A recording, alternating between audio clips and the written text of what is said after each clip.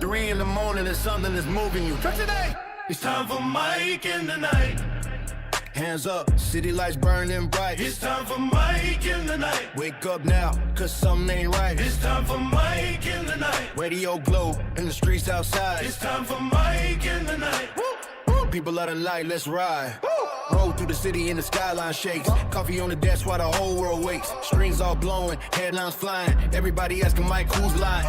Phones keep ringing, people tuned in. Dots get connected, now the show begins. 3 a.m. no sleep tonight. Got the whole world watching under Leon light. Lavin likes to listen to Mike in the night.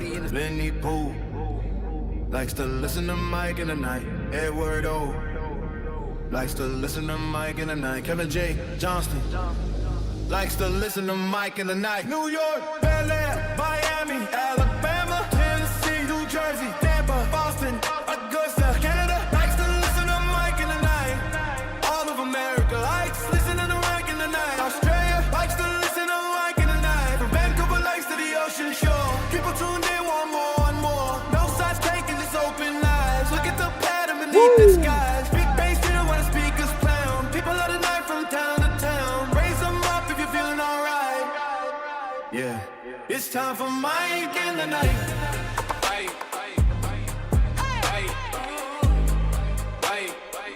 It's time for Mike in the night.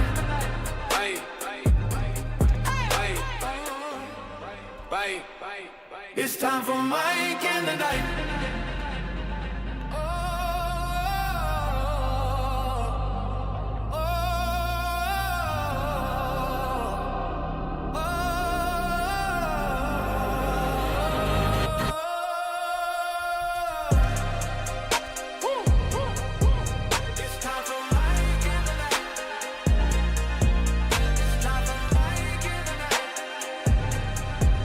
It's time for Mike in the night. It's time for Mike in the night. Oh, yeah. Today is Monday, the 25th of May, 2026. We are the 22nd week of the year. Happy Memorial Day for all our U.S. fallen veterans, fallen soldiers, fallen veterans, fallen military from the United States. And it's all about Memorial Day for them, in memory of them, in memory of the hardworking, soul-fighting, country-abiding soldiers, right? So, anyways, I bid you all good morning, good evening, and good night wherever you're watching this transmission, whether you're watching us from your condo in the sky or your camper or cabin in the woods or relaxing on your lazy boy. People of the night, welcome to Mike in the Night. It is 3 a.m. and something is moving you. Welcome to episode 652 of Mike in the Night. We are on season 35, episode 11 for our diehard fans. Season 35, episode 11. Thanks for being here, liking and subscribing, and the whole 9 yards. Thanks, guys. It's such a pleasure to be here every Monday night for you guys. And Monday nights are really working out for us, and I'm really, really excited with this. Okay, so we got the chat's moving along real nice here. All right. Our chat's moving along real nice here. So you can find us on, we're on Rumble, Instagram, Facebook, YouTube, and we are now on Kick.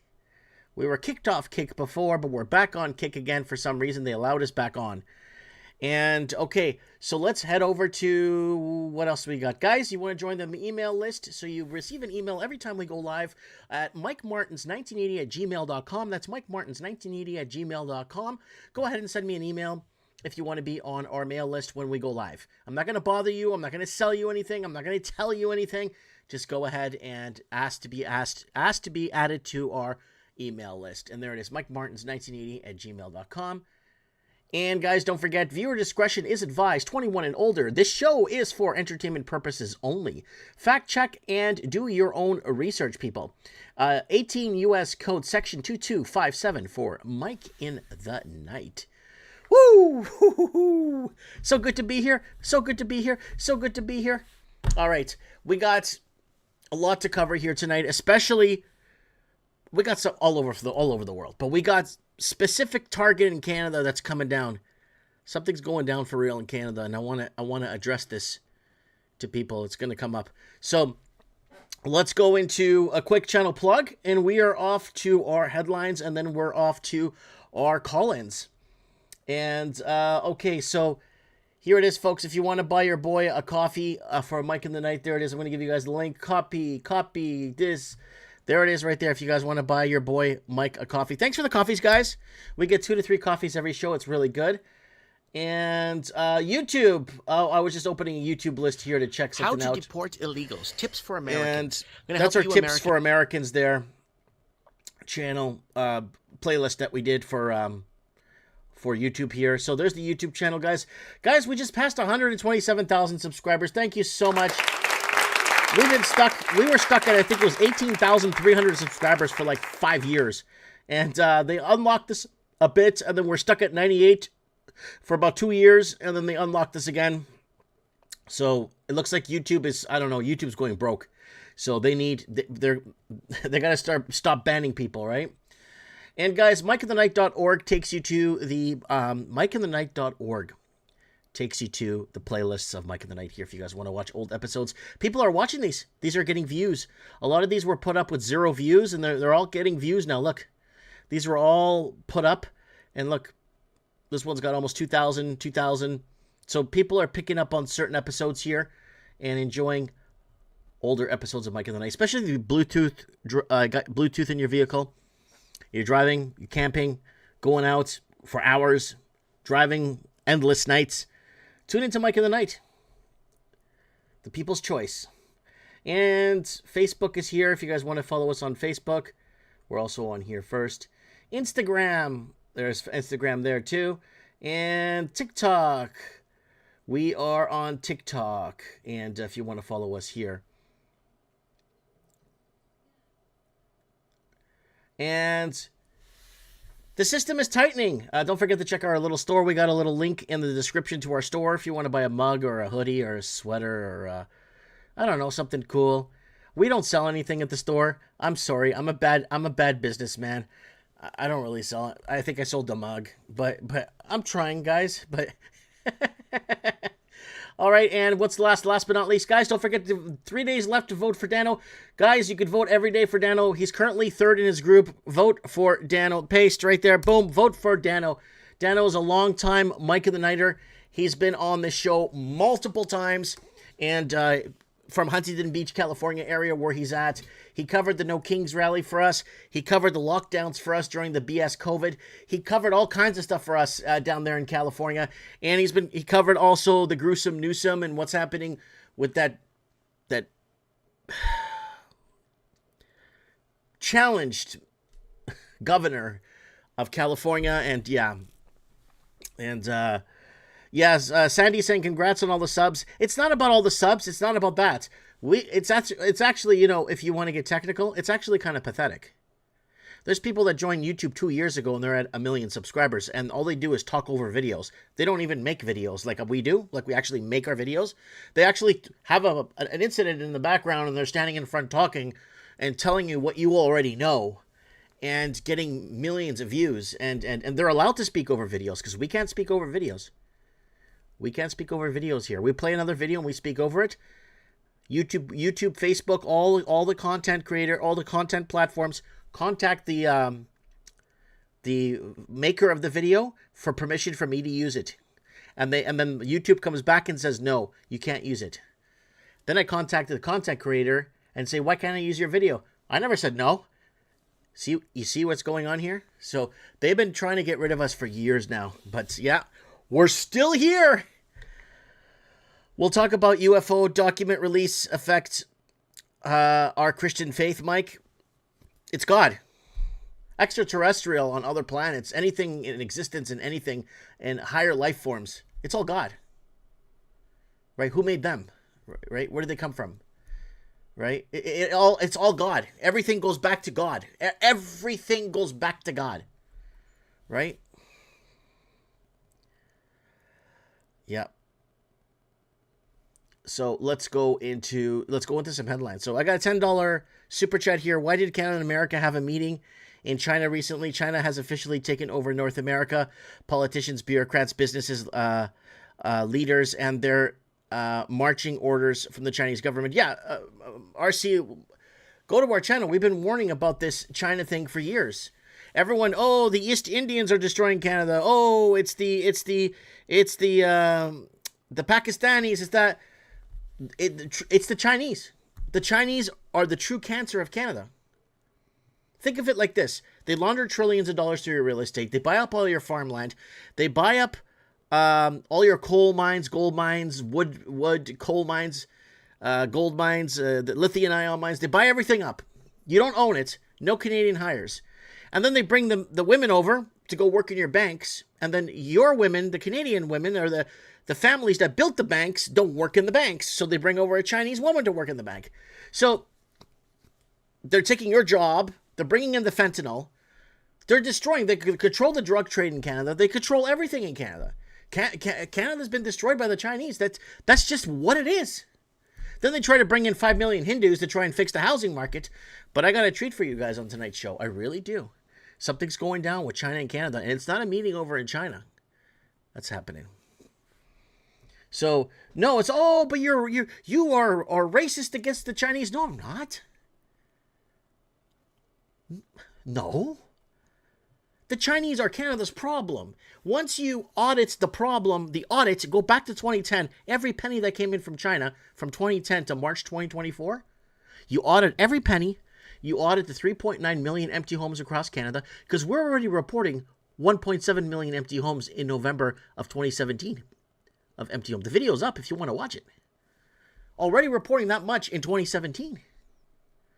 So, if you want to fix the problem, Canada needs to be Canada again for Canadians, right? I'll gladly go back to Portugal. If me and my family leaving the country will make this country better, I'll gladly pack my... I will surrender, put my hands up, and say, good, thank you for the opportunity. We're going back to Portugal. And we're going to take Portugal back. We go back to Portugal, we take it back. I'm not going to go Portugal there and then screw around with the shit that's they're trying to push down here in Canada. That's different. I'm the native now. I'm the Portuguese native. Me. I'm the native of the land in Portugal. So, the story must start with the Nortel collapse, Mike. Nortel, are you talking about like 2003? 2004?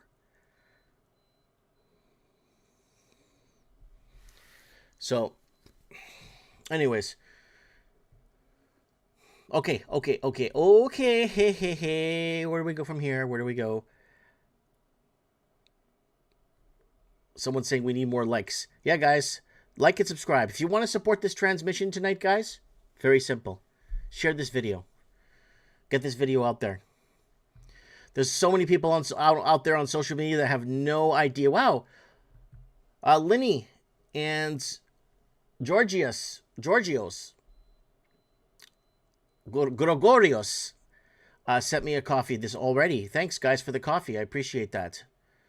And Linny Poo. I added Linny Poo to the song, the intro Mike in the Night song. If you heard the intro Mike in the Night song tonight, Linny Poo's name is in it. If you guys listen carefully, the Raven's name is in it, right? Eduardo's name is in it, right? So listen to the intro song. It's in a playlist. I put the intro song. Tonight's intro song is on a Mike in the Night playlist on our channel. Playlist of Mike in the Night songs. Woo! All right, guys. Let's do this. Let's go to our first story. I got this story all wrapped up for you guys. Real nice. All wrapped up for you guys.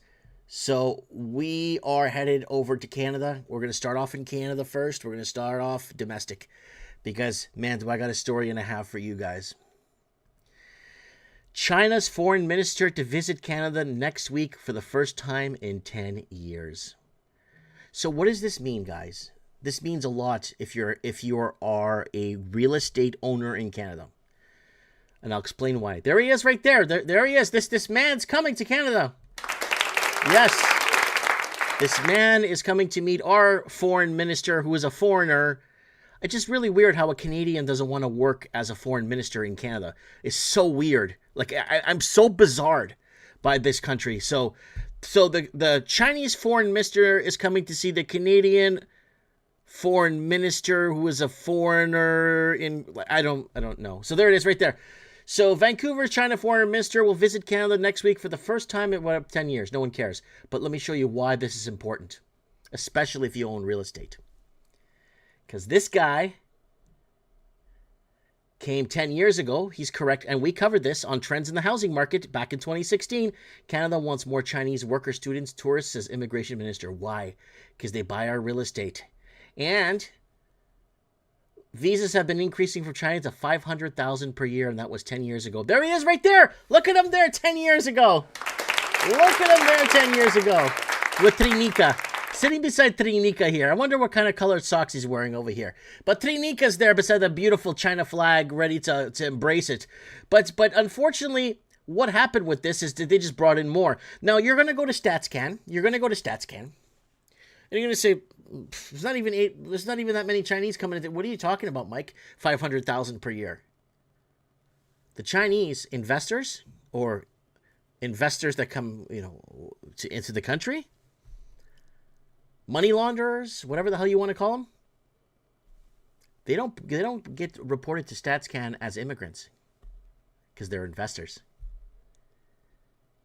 So Canada's sitting on about 6 million Chinese right now. 6 million.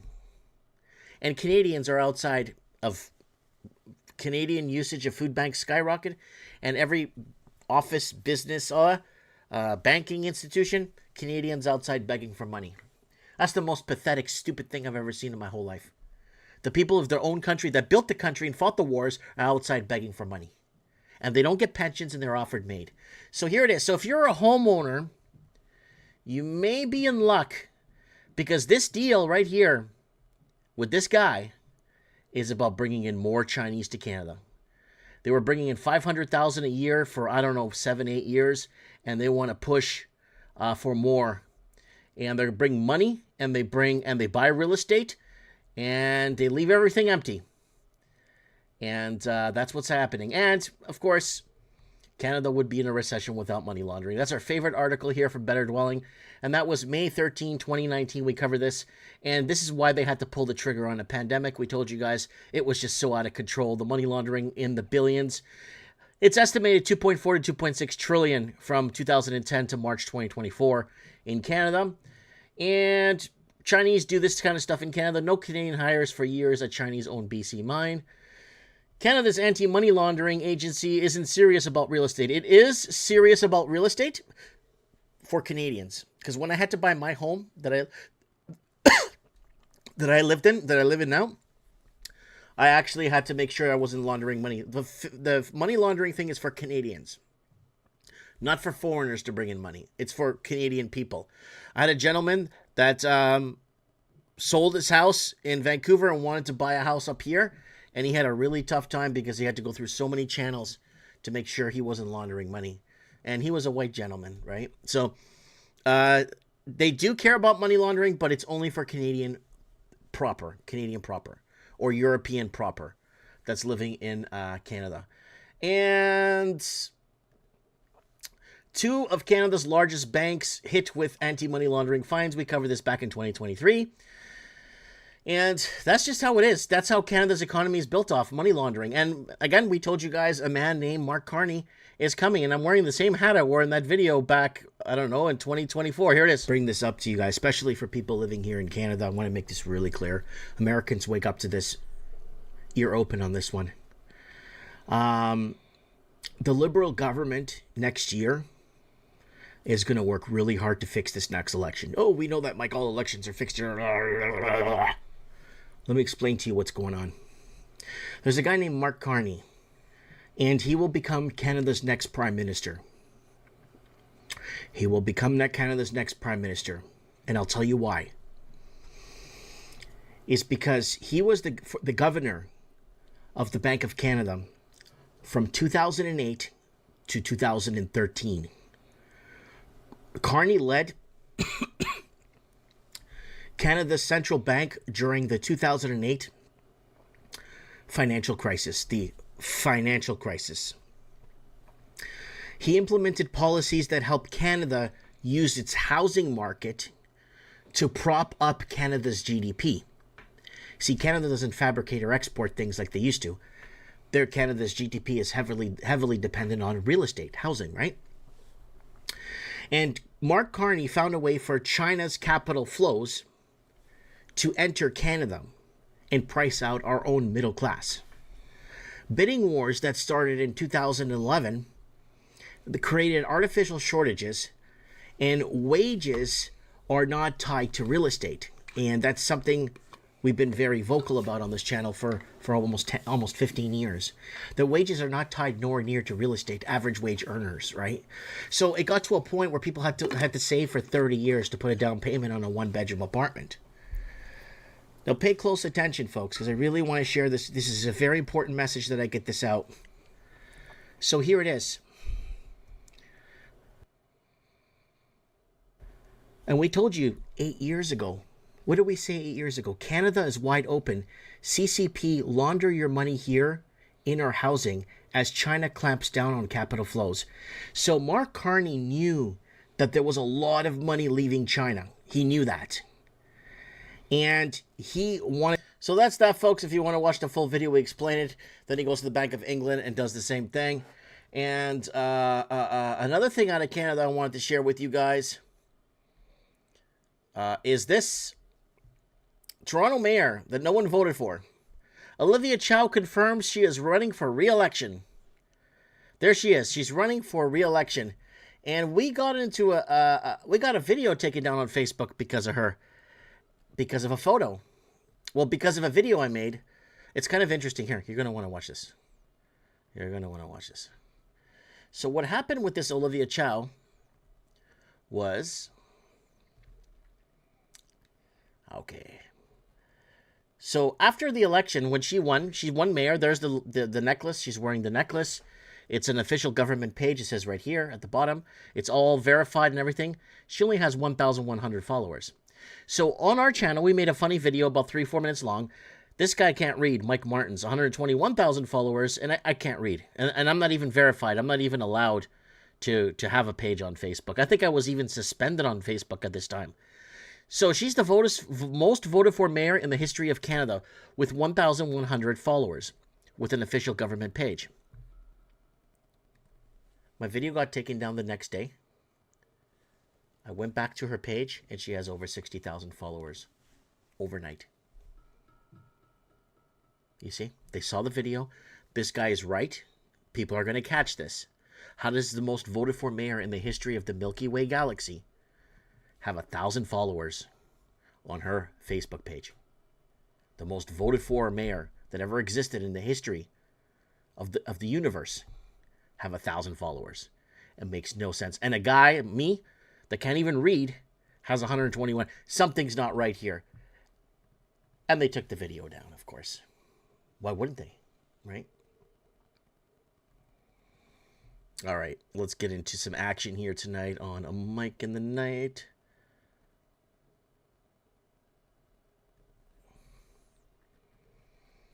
All right, so let's get a move over to... Okay, so someone's asking me to comment on this. Yep. So Darren Turner saying definitely rigged. It's all rigged. It's all this shit's all fixed for a Chinese lady to win mayoral of Toronto. Like it's like that Michelle Wu, no one likes you. You know the Michelle Wu, no one likes you from Boston, the Chinese mayor in Boston that got selected too, and makes fun of white firefighters and makes fun of white people, and white people shouldn't work for the government. It should be for not even immigrants, for Chinese and Indians and Pakistanis. And then I think she had an office party, a Christmas party, and no whites were invited to Michelle Wu's Christmas party. I may be wrong, but if you look it up and see what I'm saying. So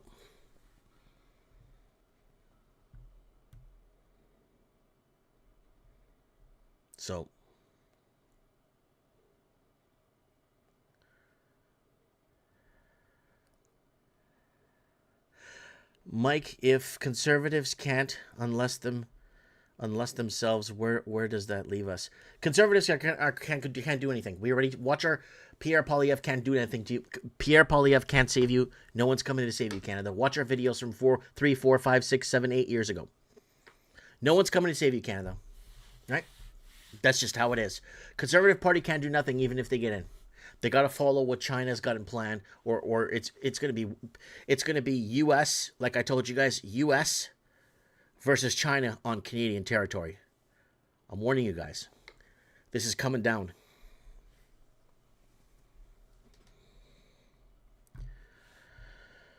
Whew. Yep, good positive vibes tonight, boys. All right, let's head over to another short Canada story here. I'm just gonna play the little clip because I've had quite a few people email me this, so let's go real quick here. Boom, boom. Canada mortgage rates may climb as bond yields hit the 2010 high. Okay, I made my video on this. This was today. Was this thing today? No, it was a few days back. I made my video a few days back. I made my video next week. Last week, I think it was. Where did you go? What? Oh, come on. A lot of people living in Canada. Here we go. People of Canada, you need to hear me out. It's game over. The nightmare isn't interest rates anymore. It's not interest rates anymore. We've been projecting rates need to go up to hedge against inflation. And we did rate projections for you guys, right? It's not rates. It's the bond market. Everyone stares at the Bank of Canada like it's the Wizard of Oz. Behind that, remember that green curtain? But meanwhile, the real monster is waking up. And it's the bond market. Oh yeah. Government of Canada 30-year bond, if you guys saw the other day, just crossed 4%. The highest level since 2010. In 2010 is when Canada needed to get a correction. But they opened up for money laundering from China, man. Okay? So between 2015 to 2022, we averaged around under 2%. Right now, that's basically a 100% jump from the cheap money era, right? Now, here's where things are getting real ugly. Canadians aren't just in debt. They're in concentrated debt. Household mortgage balances are sitting at about $2.4 trillion, and mortgages now make up 75% of household debt. 3/4 of the debt load is tied to the roofs over people's head. Basic shelter. So what happens if rates stay high? Mortgage renewals hit families like a Mack truck, the Canadian proper that competed with the Chinese money laundering and took the first-time homebuyer loans, right? Monthly payments are going to go up. Disposable income disappears. Restaurants, empty. Retail slows down. Consumer spending dries up. Economy contracts, which it has been. I mean, what happens? Then the governments borrow more money, which could push yields even higher. That's the cycle. That's a snake devouring its own tail and eating itself, right? People were told for years that zero interest rates was normal. That was just set up for the Canadian proper to compete with the Chinese money laundering because Canadians couldn't get into their own homes. And a lot of Canadians bought homes $400,000 to $800,000 over asking. And remember those real estate agents? If you don't buy now, you'll forever be bought out of the market. All you were doing was competing with dirty money from China. That's all you were doing since 2010 to 2014 in March. And they called them emergency conditions. There was no emergency conditions, as people couldn't get into their own markets. People couldn't get into their own housing, right? Now, and now the bill is due. What's going to happen? The Canadian proper that competed with this crap, they're going to lose everything. And we warned you that this was going to happen. No one cared when it actually mattered. Now, here we are now. Mike Martin's here. I have spoken. So there it is, folks. Oh, yeah. So that addresses that. So I don't have to talk about it. And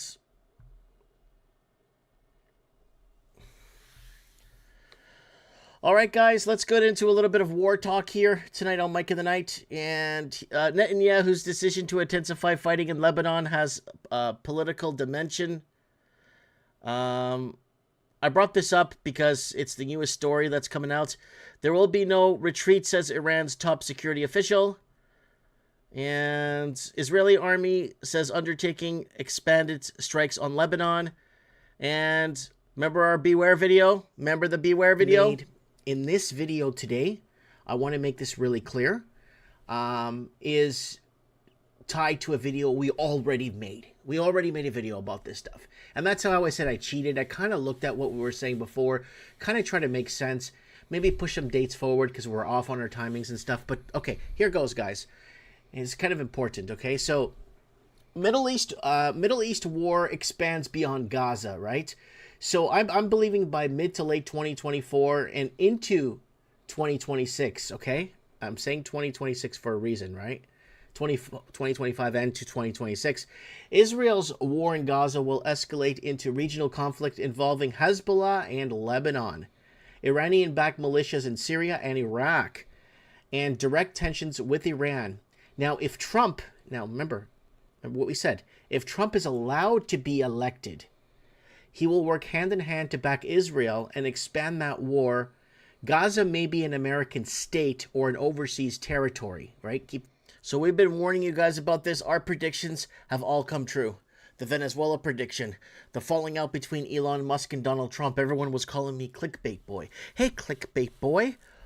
Donald Trump and Elon Musk are going to work hand in hand and hold hands and take over the world together. No, there's going to be a falling out, and it's going to be pretty bad. The fentanyl from China, the money laundering, the rates need to go up to hedge against inflation. The wars. I don't have a crystal ball. All I'm seeing... Oh, they're going to pull the trigger on a pandemic. Let's not forget that one. They're going to force everyone on a vaccine. Let's not forget that one. They're going to infuse mRNA in our vaccines by 2020. Let's not forget that 2018 live stream.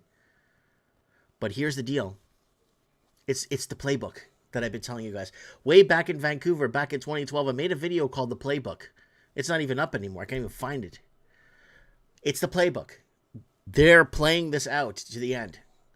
They're going to do what they have to do to concentrate and build this digital prison we've been talking about. Remember my digital prison video from 2018 about 4G?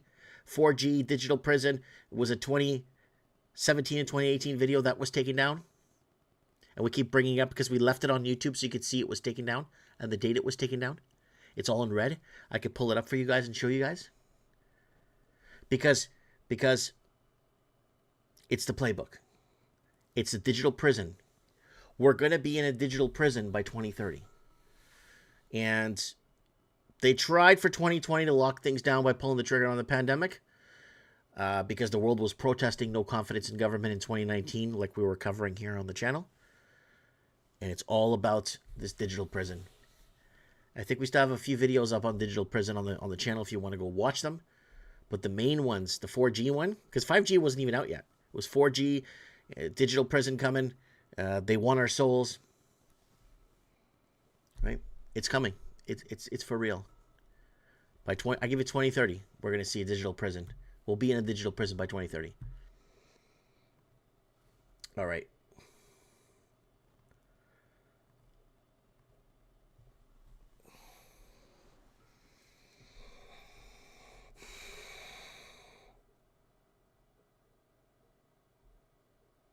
Duck YouTube.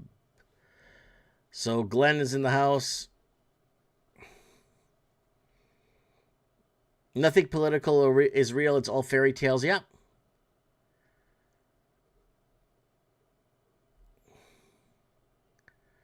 A lot of money laundering and Pokemon cards. Next release, I got to go down there right away. Someone's talking about something else. No, I'm not a prophet. It's not about being a prophet here. It's about knowing what they're going to do next. I think to myself, if I was the most evil man in the world, what would I do to people? And they'll still accept it and have no choice to go with it, right? Make people pay these $1 million mortgages on houses that are worth $100,000. Launder trillions of dollars of Chinese dollars into your country.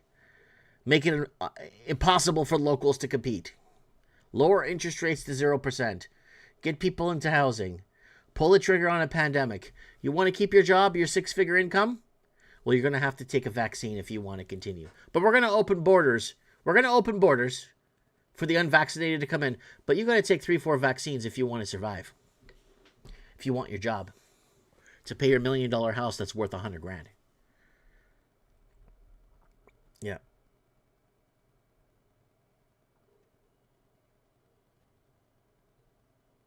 Yep. Digital prison we're in. Now I want to find that video that was taken down. I'm pretty anxious. I'm pretty... Digital Soul, Digital Prison. Tucker Carlson took one of our little monologues, and then my video got taken down. Remember that? CID video?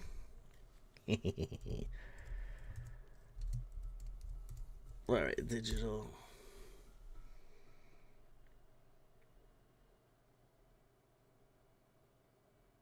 We have hundreds of videos that say digital prison.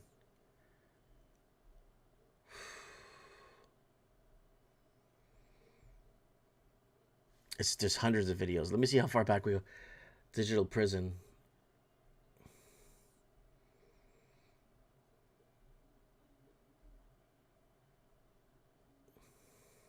Here we go. Mike in the Nights, China social credit score ahead, digital ID, digital prison, digital currency, prison, passport, 7 years. Mandatory credit checks. Let me see if I know we did so many digital prison videos. I don't know if they're taking them all down on us, but dictatorship by 2024, digital prison, digital ID to ramp up. I think it goes down by date, or Mike of the Night, dead malls, empty storefronts. I don't know why that one comes up. Prelude to a war, more useless tactics. Freedom of speech is under attack, more fake news ahead. Journalism is dead. Surveillance threat. There we go. 1984 full force Canadians. Phone searches now at U.S. border. Agenda 2020 rollout 7 years ago. Yeah, we're about all building a digital prison as Bank of Canada lays groundwork for digital currency control spending 6 years ago. Congress to create U.S. digital dollar tied to U.S. social credit scores. Digital prison all around. So we got lots of digital prison stuff here we've been warning you guys about. But the digital prison is going to be, I think, I think they're going to give it, they're going to push to 2030 for it. That's what I think they're going to do. They're going to push to 2030 for the digital prison. Right?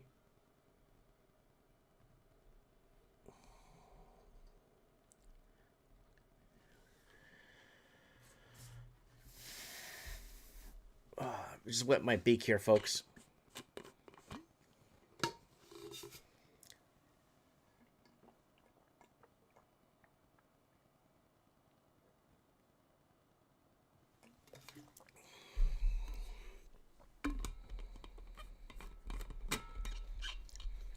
My buddy, he's a vampire.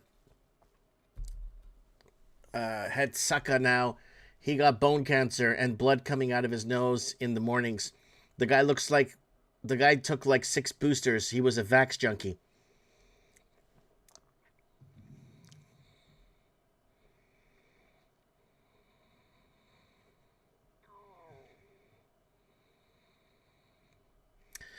All right, let's head over to Mr. Potato Head.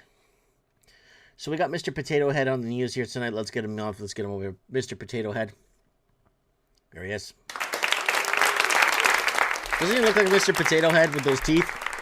And you put on those plastic glasses and you put on the hair. Yeah, kind of looks like, I don't know. That looks like Mr. Potato Head. Like, it really does. It really looks like Mr. Potato. So what is Mr. Potato Head saying?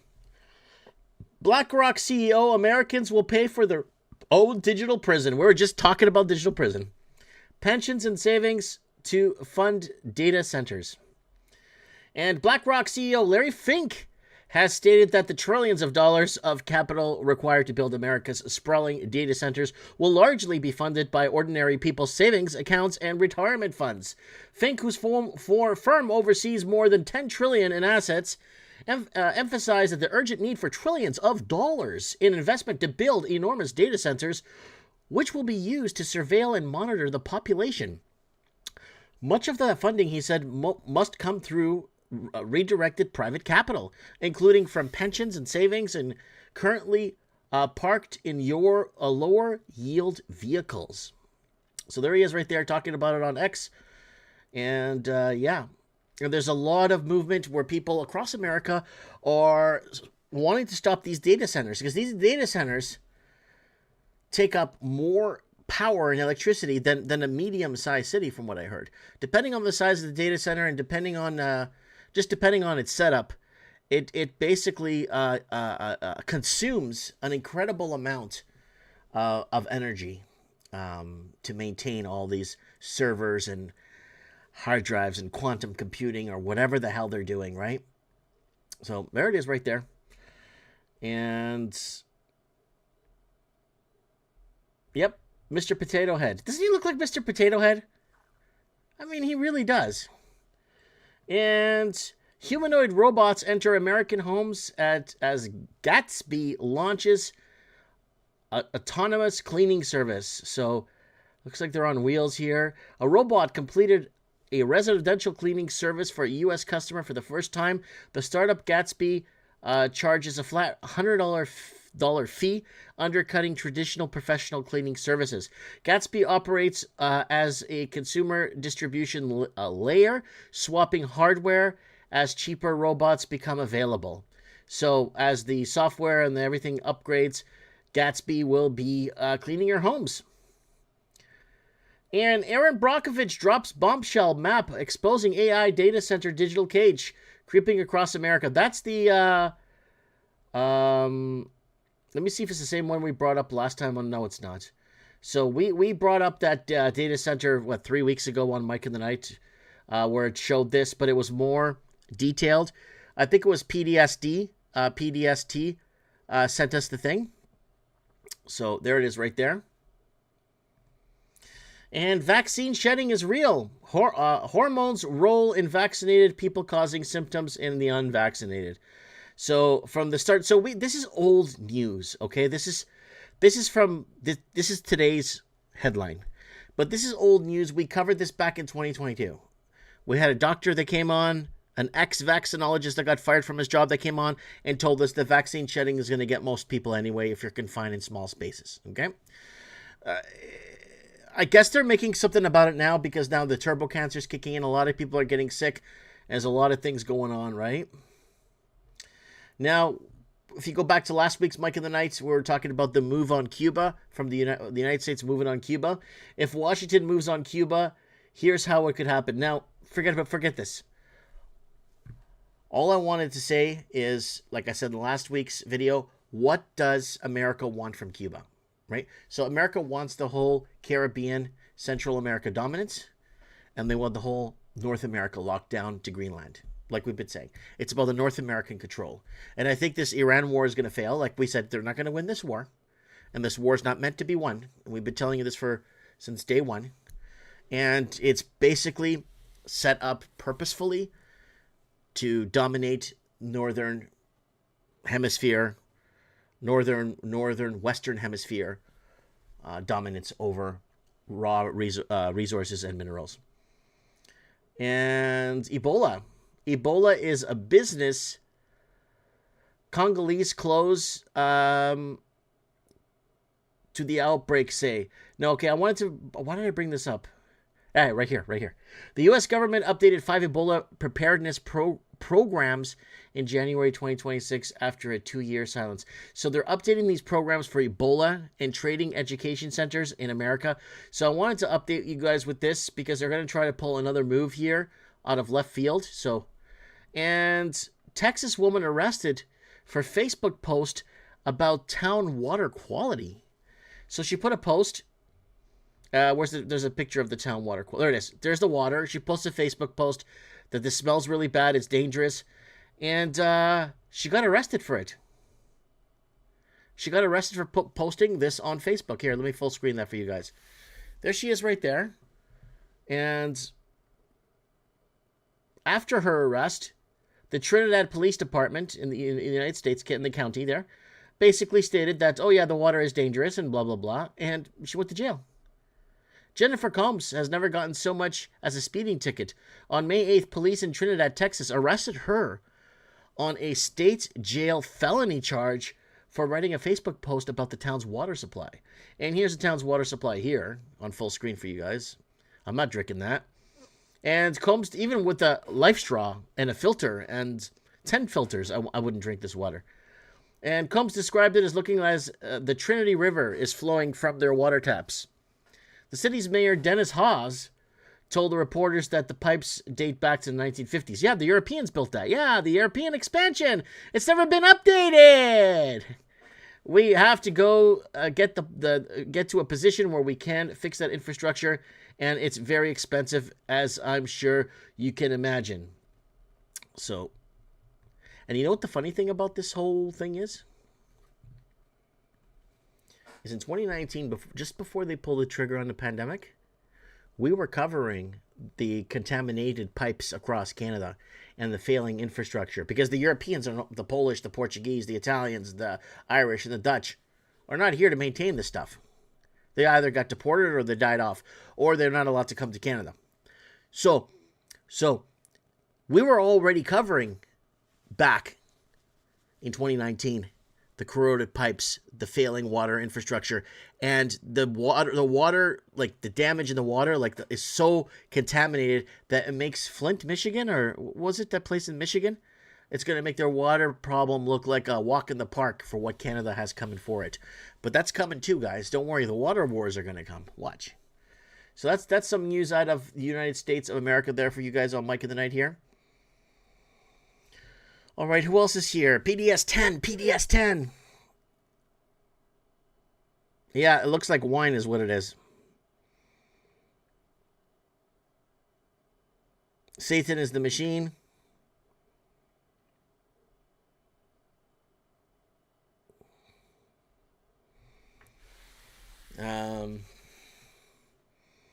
Yeah. All right, what else we got here?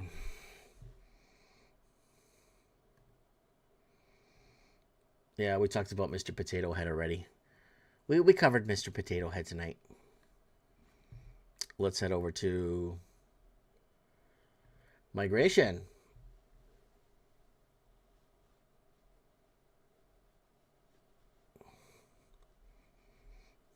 All right.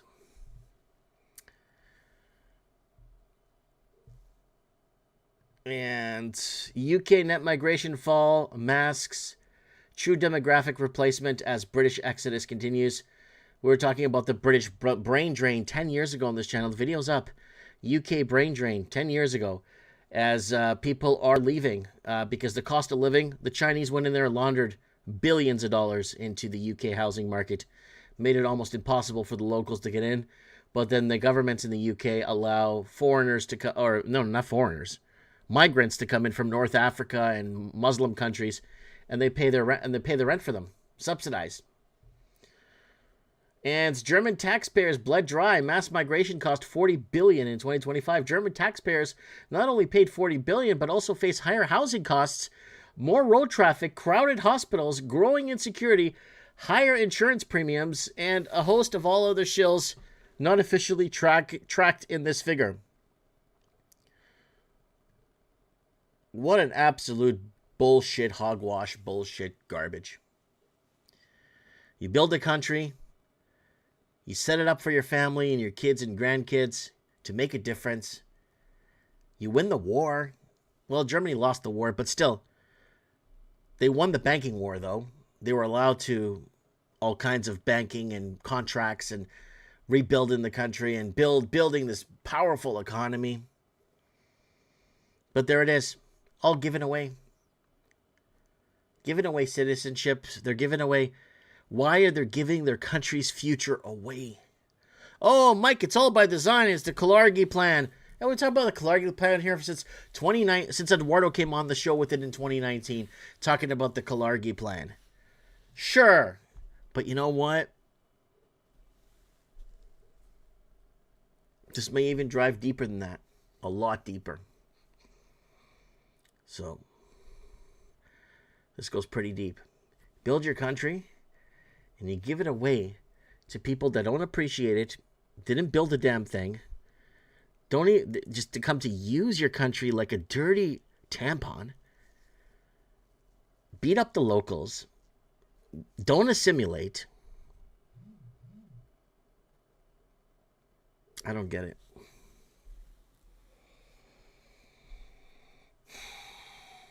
I don't get it.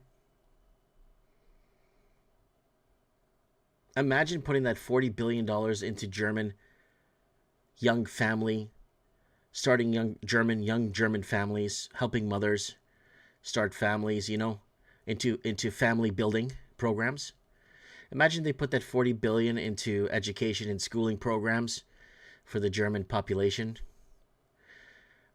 They can make universities for free in Germany if they choose to. They can make universities for free for the local Germans. Man, they could have it so good.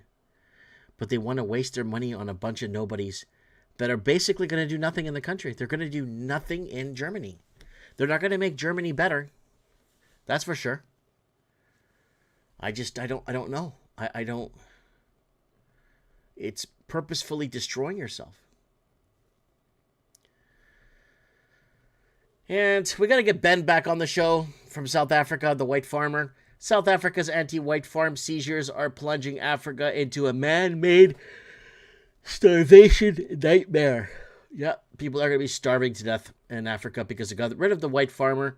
Crisis-torn South Africa is teetering on the brink of plunging the entire continent into man-made famine as white policies punish, anti-white policies punish, demonize, and systematically force white farmers off the land they have fed for generations. So this is the cemetery dedicated to white farmers. And yeah, we got to get Ben on the show to update us on what's happening there in South Africa, because it's a pretty big deal on what is so.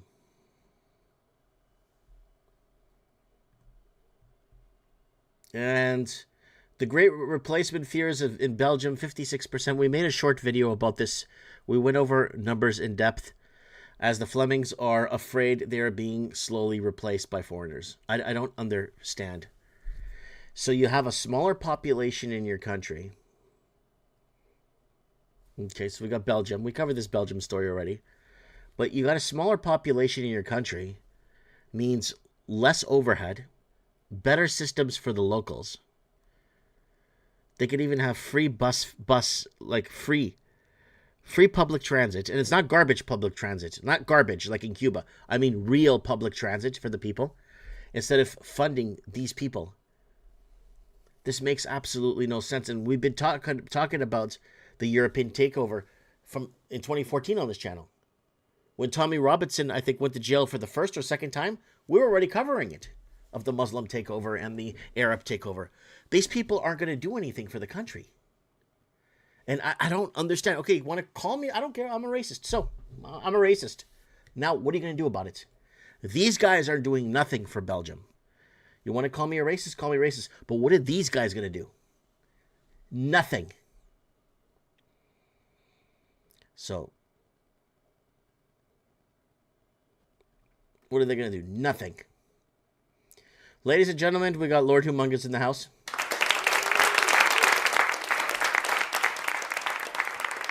We haven't had him on the show in a while. He hasn't been on the show in about 3 years. If you guys remember him from... oh, wow. Somebody bought me a coffee today. Who bought me a coffee here? Okay, we got Gregorius. We got Linny Poo. And we got Tio. And we got Paul Da Silva, PDS 10. Buy your boy a coffee. Thanks for the coffee, guys. I'm a coffee man. Thanks for the coffee. All right. So we're streaming across 11 platforms right now with a total of 932 viewers. Wow. Thanks, guys, for being here. All right. What's next? What is next? Yep. The fall of yeah, that's it. Yeah, I guess that's it. Yeah, I guess that's it. We're gonna open lines here in a few minutes for you guys. And come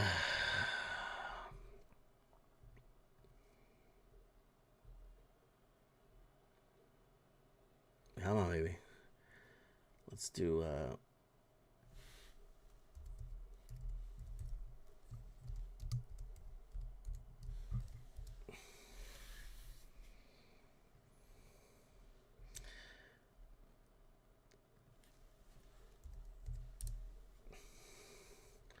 Looking for something here. Here it is. This was our big video that we did. Let me see if I could zoom it in.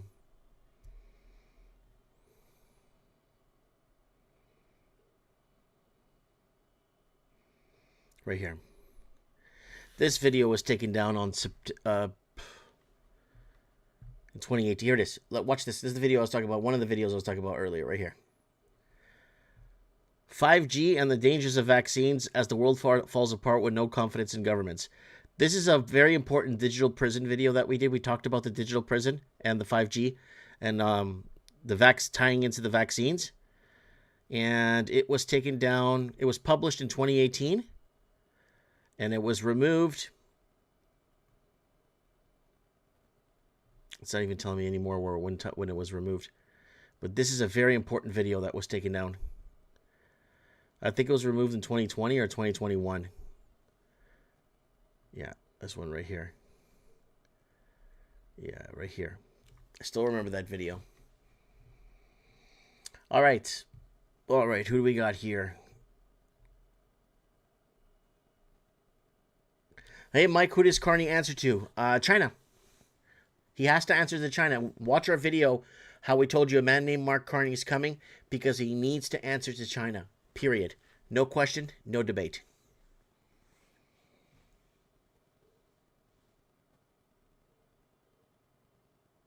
Okay. Yes, they are starting to use AI license plate readers on the highways now. They're pushing towards that.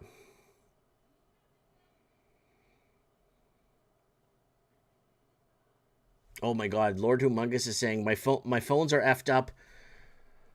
I'm broke, out of gas, haven't eaten in 2 days. Well, that sucks. See if you can get your PayPal. I'll send you something through PayPal, buddy. Get your PayPal rolling there. I'll send you something through PayPal, no problem.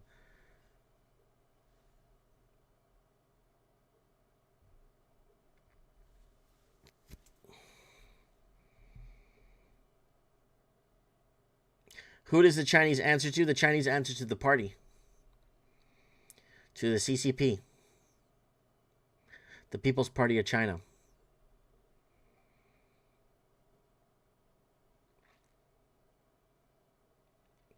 Someone saying that India is the real bioweapon manufacturing nation.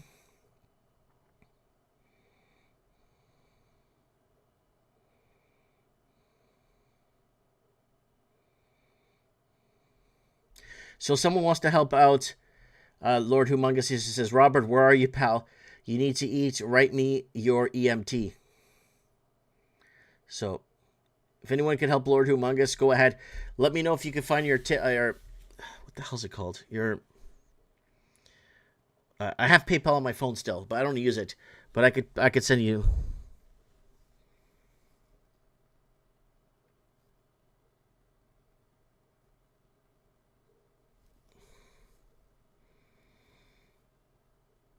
China is a Rothschild vacation. Puppets. All right, let's get some callers in here on the show tonight on Mike of the Night. Who do I get? Who wants to call in? Go ahead and add me on Instagram and send me a quick message on Instagram.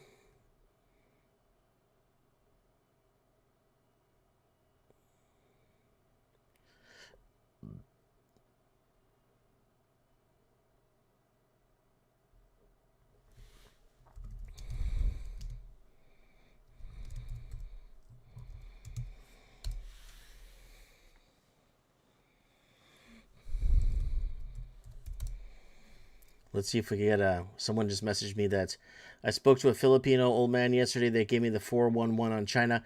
He said that China is going to go to war to depopulate and form a new China that is multicultural. Taiwan shipped all the chips to the Philippines.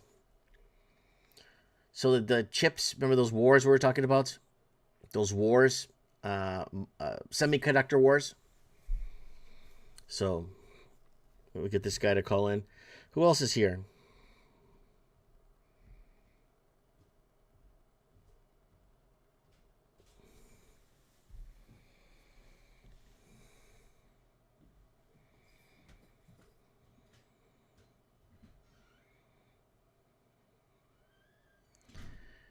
Okay, Mike, didn't the globalists bring China into the fold in 1948 with 1972 with Nixon and Kissinger? Yes.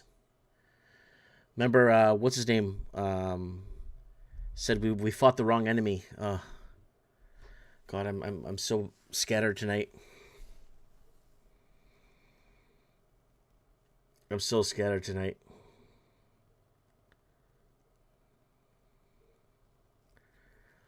Yeah. Let's see if we can get some callers on here tonight. So, guys, just send me just a message on Instagram right now. I'll give you my Instagram again. If you don't have my Instagram, shame on you. And just tell me you want to come on the show. And I'll give you my Instagram here. Copy Instagram. Boom, boom. And here it is. Boom, boom, boom. There it is right there. Go ahead and add me. Just send me a message. Let me just check my requests here if there's any requests. And there's no requests right now.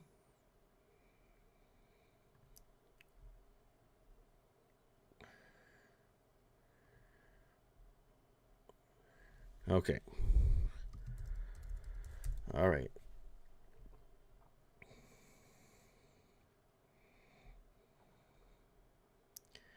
Let me see who is here. Okay, there's nobody in the primary. General. We had him on the show. Corey Hart. We had him on the show, what, last week, right? Come on, get somebody who hasn't been here in a week or two. Come on. Oh, Craig Cook, hold on. I don't know if he's available. Craig, message me if you're available. Come on. And Dino Bravo. Hopefully we can get him on.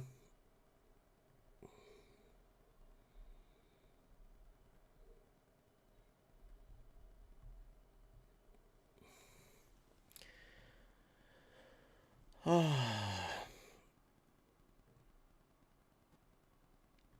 If anybody wants to come on the show, please let me know. Message me, guys. This is all about you guys, right? This time of the show. This time of the show is for you guys to call in and voice your opinions here on Mike in the Night.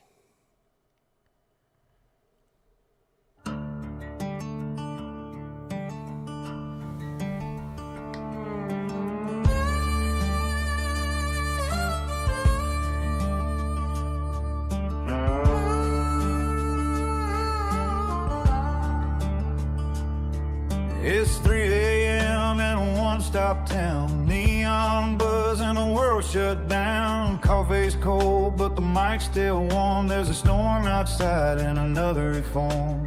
Headlights roll down Highway 8. Folks still talking about the state of the state. Bills go up, paychecks stand. Feels like a house always wins.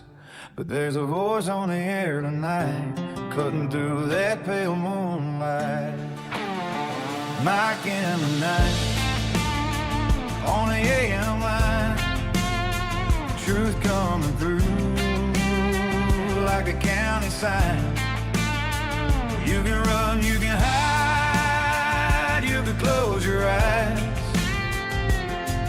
but you feel that moving deep inside. At 3 a.m. when the silence is broken, old guitar and the truth outspoken. No teleprompter, no token, just a man saying I have spoken. Small town farmers, city trees, trying to read through the masquerades. Paper headlines, polished lies, but you can see it in the people's eyes. Granddad said, son, stand tall, don't let fear build your walls. Mama prayed by the kitchen light, said keep your heart strong through the fight. So he turns that dial a little more, like knocking on a closed back door. Mike in the Night, on the AM line. Truth coming through like a warning sign. You can feel it shift when the clock strikes 3, like something's waking inside of me. All right, guys. Okay, Mr. IMC is here tonight. God bless you, brother. This is the battle for the ages, says James Cameron. And Revelator says, this song is so good. Yeah, guys, the songs are in the YouTube playlist. You'll find Mike and the Night Music. I think it's 13 songs in there. I have 2 or 3 Tagalog songs I wrote for my wife because I love her. But is a lot of Mike and the Night Music there for you guys if you want to hear it. War and reports of war. Then the end came. Yeah.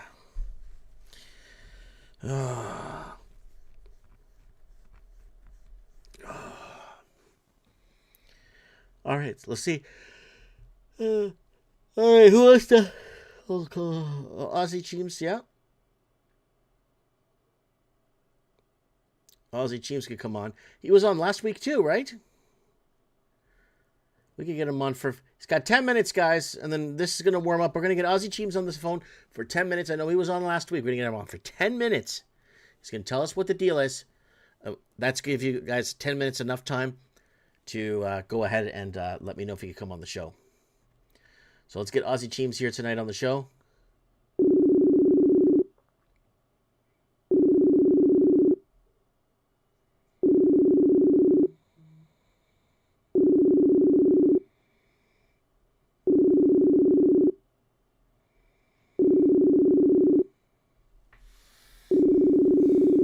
Come on, pick up. Where are you? At 3 a.m. when static spoken, old school fire that can't be broken. No script read, no words soft spoken. Just a man saying I have spoken.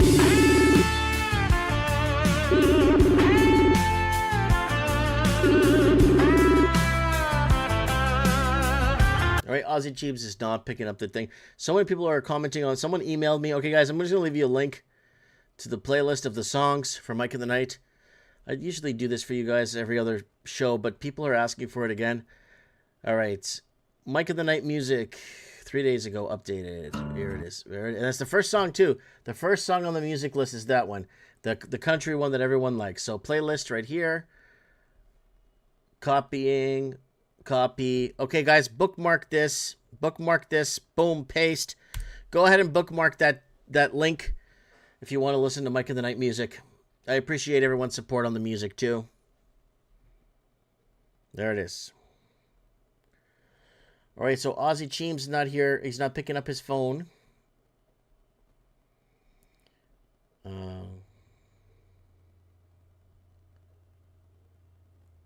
Okay, well, good. Lenny Poo hasn't been on in a whole month. We're going to get Lenny Poo on the show right now. And we're going to get Lenny Poo on right now. So it's her turn to come on. Mike of the Night. Let's get her on. Ain't about left, ain't about right. It's about sleeping good at night. About working hard and keeping faith. Lenny Poo, how you doing? Good. I better put this on silent. There you go. Great. So I don't know if you heard the new Mike of the Night song. It's a rap song, but your name's in it. Lenny Poo watches Mike of the Night. No, I didn't hear that one. Well, I'm gonna have to. I'm gonna download your music and have a listen, even though I'm not a rap fan. Oh, but it's just the song is built in a cool way that defines Mike in the Night in a rap side of point of view. You know. So cool. Yeah, that's great. I love the Mike in the Night music. Yeah, thank you so much. Yeah. So I mean, this the shit show is continuing all around us. I mean, war, man-made famine in South Africa. You got your those fucking data centers. You got all kinds of shit, Lenny Poo, going on. What the heck is going on, man? Same as it ever was. Same as it ever was. The real deal is what they're trying to do, which is what? Well, first of all, anyone who took the latest nanotech injection, anyone who did that, they are tethered to the cloud right now as we speak. Get out of town. That's what that is. I know. You're right. I know. And all those data centers, that's just so that all the digital twins and see, they're trying to, we say this all the time. I do anyway, because that's the end game. is cracking the code, right? Because the Satan that is that runs, that spirit, that enemy to our soul that runs around this earth, that runs the system, by the way, is trying to get into our minds, can't read our minds, doesn't know what we're thinking, wants to, trying to imitate. It's the inversion of the creator, right? Him, or the spirit and the minions that run with it, that's exactly all they're up to. That's what's happening. And as remember, I came on the show how long ago? That was the one and only message, is that we are an electric being. Face it. This is what we're running around. This is the world we run around in. We're electrical. Everything is about that. Remember in Iran? Remember in Iran when those pilots got shot down? Yeah. And they went to rescue that one guy. How long ago was that? A month or so ago? Remember Yeah, they about went 4 or to 5 weeks rescue? ago. Yeah, there was a couple of pilots. They found the one, and then they went, and the whole troops all went to get their guy that they found. Remember him? And he was well trained. He knew what he was supposed to do, which is get up high and stay safe, right? Because, the Iranians were after him too. You know how they found him, right? You know how they located him? Through the vaccine. Through his heartbeat. That's how they found him. They found his heartbeat. Yeah, because they can hear, because it's not your heartbeat, it's your heart gives off an big electrical pulse, right? Your heart gives off way more than your brain, because it originates in the heart. 80% of all the messaging system that goes up and down the nerve that goes up and down from the brain to the heart, 80% originates in the heart. That's it's electromagnetic pulse. And they could hear that 40 miles. They can hear that 40 miles away. They can pick that signal up. Yeah, that's how they found him. That's a fact. Just look that up. It's not even a hidden fact. So that's the technology they have. They can find you because it's not your heartbeat. It's your Energy wave. electromagnetic signal. Yeah. That's how they found him up in there. So they just get in. Oh, there he is. We're Went in amplified and by got our him. souls, right? Our souls amplify is what keeps our meat sack running, is our souls. That's the awareness, the consciousness in us, the consciousness. Scientists still don't get it right. They confuse consciousness with awareness. They have no idea what the hell they're talking about. Our consciousness is our soul in our body, and that consciousness is what amplifies through us. You know how when you walk into a dark room, you know someone's in that room, you don't see them, but you could feel something in that room, but you know? That's your soul alerting you. That's your soul detection, right? Well, the way I've always understood it, and because I don't believe in like self trying to figure things out yourself, because it's already figured out, and that's why we don't just need a Bible, but you need proper interpretation. You do. You can't just have like 40,000 spin-offs of the OG church, the original church that Jesus started when he was right here at Pentecost yesterday, right? Yeah, was the anniversary of Pentecost. That was after, right, when he sent the Holy Spirit down. So In tongues of fire. yeah, exactly. Well, though lots got done there, but that's a whole other story. But that's why you don't determine yourself. But how I understand is, look, we are a spirit. We are a spirit, but we have a body. We're an embodied spirit. What we don't see with our eyes is disembodied spirits. We don't see that, but it's all around us. Yeah. This is the world we live in. Just, you got to face the truth. It's all around us. And there's a whole world out there. We see a tiny fragment. We have a body, but we are a spirit. And then we have a soul, but our soul is like our mind and heart together, and your feelings, your emotions makes part of your soul. Your emotion, that's energy in motion. It's very strong. That's very strong energy when you can harness emotion. And then there's like those, there's like the Satan spirit, the dark spirits they call that's just out for destruction, right? They made a choice. They chose not to obey their assignment. That's what they did. And they knew what they were getting into, not like us. A human can get into a soul contract almost by trickery. We humans get into that. We don't even know what we're doing. Yes, you need your consent. Mm-hmm. But it's just like that. If you have a contract in front of you and has a bunch of writing, and then you're like, oh yeah, this looks pretty good, and you sign it, you're bound to that contract. I may not have even read it all, but I'm bound Mm-hmm. because I was supposed to have known what I signed, and I signed it. Now I'm bound. It's that type of thing. You get into soul contracts here on Earth, and you're bound by that. So you know be wise. There's all kinds of people and things and institutions that have been around for millennia, trying to keep the knowledge alive of how this world works, so that you're not that fooled, as so many people are. They're so fooled. Yeah. Yeah, and they're running around like that. But I mean, that's besides the point. It's not to be moral or unmoral. It's like, this is the true nature of You know what how we're in. fooled people are, like in the area I'm in. There's people I spoke to. I said, "Man, wouldn't it be something if the U.S. had a war with China on Canadian soil?" Some boomers stand up and say, "I'll fight for China tooth and nail against these Americans." I'm like, you are completely out of your. They watch the mainstream media day, night, and morning of the America hate America, hate America, hate America. Lenny, I'm hard pressed to find anyone that's friendly to Americans here, like that I talk to, or my personal friends. We know what's going on. We're not, but it's hard. I'm hard pressed to find anyone that's friendly to Americans. And I don't that was understand what. fast, eh? That Huh? was fast. That was a fast little flip. It's like, boop, flip a switch, and all of a sudden people hate the USA. Like everywhere around me, What? everyone I talk to is like, you wouldn't pay me enough. Even if you gave me $10,000 a month, I wouldn't live down there. It's like, holy shit, these people are fucked in the head. These people are completely retarded. And there's a huge amount of people that are they've been programmed by the Canadian mainstream media to hate America, right? So, and I keep telling America, wake up. Canada's your threat, not Iraq. They said Iraq was the greatest threat to humanity back, 10, 15, 20 years ago. Not Iraq. Watch out for Canada. That's all I'm saying, Lenny Poo. And it's not even the country, because it's not like that. Actually, really, it could come from anywhere, because again, these are spirits we're talking about, right? So Mm-hmm. it works in the unseen, and it can work anywhere. It knows no bounds.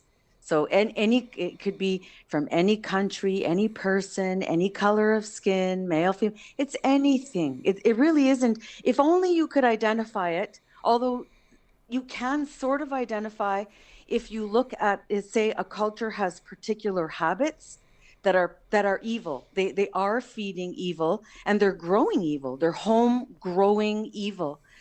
Nothing new under the sun, just exactly like they were doing millennia ago, Mm-hmm.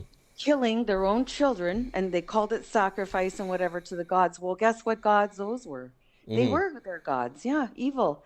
And it's feeding off negative energy, and that's exactly what it is. And so if you get entire societies that are completely brainwashed into believing, and that goes on in this world, and we're not going to name names, but I think we know what we're talking about, of who has horrible, horrible systems, what they do. High control over people, hang them in the streets, do whatever. That's terrorizing. That's evil. You're not going to tell me that ain't evil. Mm-hmm. That's as plain as day, that it's fearing people, shocking people. That's hard on the soul to see stuff like that. That's a bad imprint on your soul. And if you're going to be a child and grow up in that, good things are not going to come of it. They got to get a wake-up call from God himself to Mm-hmm. break out of that spell, because they're in a spell that they got programmed right from young. And then especially when they do certain types of ABUSE, because I don't know that you can say those words right on these channels, but you get a young child like that and do that, you blow a fuse in their brain, and then it makes them like that traumatizing thing, makes them very programmable. And Mm-hmm. yeah, whole societies can turn evil. That's evil, and we're to stand up against that. Mm-hmm. We are. We're Well, to our stand up. religion tells us to stand up against it. Yeah, and it's not even really a religion. It's wisdom No, passed down. our religion tells us to Yes, stand up of against course it. it does. Well, you mean the OG. It's the OG, you know, uh, God himself reached down and said, look, that's wrong, what's going on around here in this world. All this killing of this and that, and the whole system is no, that's not God, that's not me. You're doing it wrong, right? How do you save us? How do you come and say, you're off, you're way off? How? I mean, I was born into this world. If there wouldn't have been someone here to show me, right? And I know we get our food at the store now, but let's say even in my olden day because both my side of families come from farms. Everyone did. Everyone lived on farms, and it didn't have to be your job. You didn't have to be a farmer. That's just where you lived. You grew your food, and you bought maybe big stuff from farmers like a cow or something, or or a pig. Whatever. Yeah, you could, or you could have a few of your own. We had little things like my grandfather had a cow like that he shared with a neighbor, because one day he milked it for his family, and the next day the other milked it for his. They both had 14 kids. They had lots of kids, so they're like, oh, cheaper to just buy our own cow. But but yeah, if that was too much of an expense, yeah, buy it from the farmer. But the point is, had I been on this earth and no one would have showed me what to eat and where to get food and what is medicine and how do you live, how would I have known? We're not innate to know that, nor are animals, right? Animals don't either. Well, that's why they fail in zoos so badly, because they're not in their community watching others. Oh, how do you birth? Oh, how do you care for a child? Oh, what do you eat? Where do you eat? When there's a drought, where do we go? They learn that from and so as we. But when it comes to, say, things of the spirit and things of the soul, because you can destroy yourself if your soul's wrong. That's right. You'll self-destruct. Right, you can't cheat the system. Nope. So no. Well, people try to cheat it with mind-altering drugs and psychotropics and alcohols and all kinds of different. Rainy Steps sent me a $6.99 super chat. Thank you so much for the super chat, Rainy Steps 301 for the super chat. And then I got a comment here from War Habit saying, I talk to Americans online more than Canadians now. I can't stand most Canadians. Yeah, most Canadians are already it's like this America hate that's programmed into a lot of Canadians is really bad stuff, Lenny Poo. Anyways, I know I'm going back to that, but I'm just... No, but it is. It's bad stuff. And that's why I have stepped out of that conversation. Just step out of it. Because people think how they think, and I'm not going to change their mind. And what do I have to do all day? Try to change one person's mind at a time? Like, you either wake up, like you're either gonna see, we could, I see certain things, and some people can see what I see, and some people cannot see what I see. They just can't. If I say to a blind person, I see a tree right in front of me and it's green, and they will say, there is no green. What's a green? They can't even imagine what I'm talking about. And it's identical to that. And that can be on a spirit level as well. Yeah. It is. That can be on certain understandings and just knowings as well, right? Right. That you're gifted, or I don't know why. And I also, though, know what it's like to sort of think in other ways, because I might have been there once. I was there once, maybe, right? Not in every place, but some places. And I can say, oh, I remember when I thought that. So, I can give them grace, because you'll wake up in your own time. It's between them and God. Get your wakey in your own time. I'm not going to sit and argue, but I do find it disgusting. And that was fast, because we used to be best friends with the U.S. Who didn't love the Yanks, for crying out loud? I mean, they were them, we were us, we were great. All of a sudden, they don't want to go there. Like Canadians, let's say, or people all around me. I don't want to say just Canadians, but lots of people around me. Yeah, I just did a little switch. So bizarre to see, just like when the COVID scam came out, so bizarre to see how people just were reacting. It's like, am I in a twilight zone? What is happening? And who would have known that could happen? And now it's becoming normalized, right? Because now we're going to do deals with India as well, because we have to get away from the States. So in we go. We're going to... 81% of our trade goes to the States.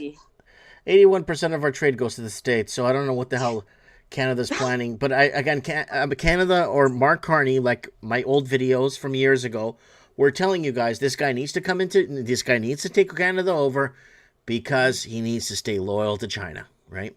That's just what it is. He needs to stay loyal to China and, of course, India too, whatnot. But the Chinese minister is coming into Canada. Foreign minister is coming into Canada next week, and we covered that. And that's to bring in more Chinese, bring in more money, more real estate, right? And Yeah, there are people, that's their job. We have, as you know, people, that's their job is to go to other countries and say, hey, come on over and spend some money over here, well, it and got to a set up point where we can't shop. even eat anymore. So that's that. So we're there now. I know a lot of people that can't eat. They just can't buy food anymore. They rely on food banks and they work 2 full-time jobs.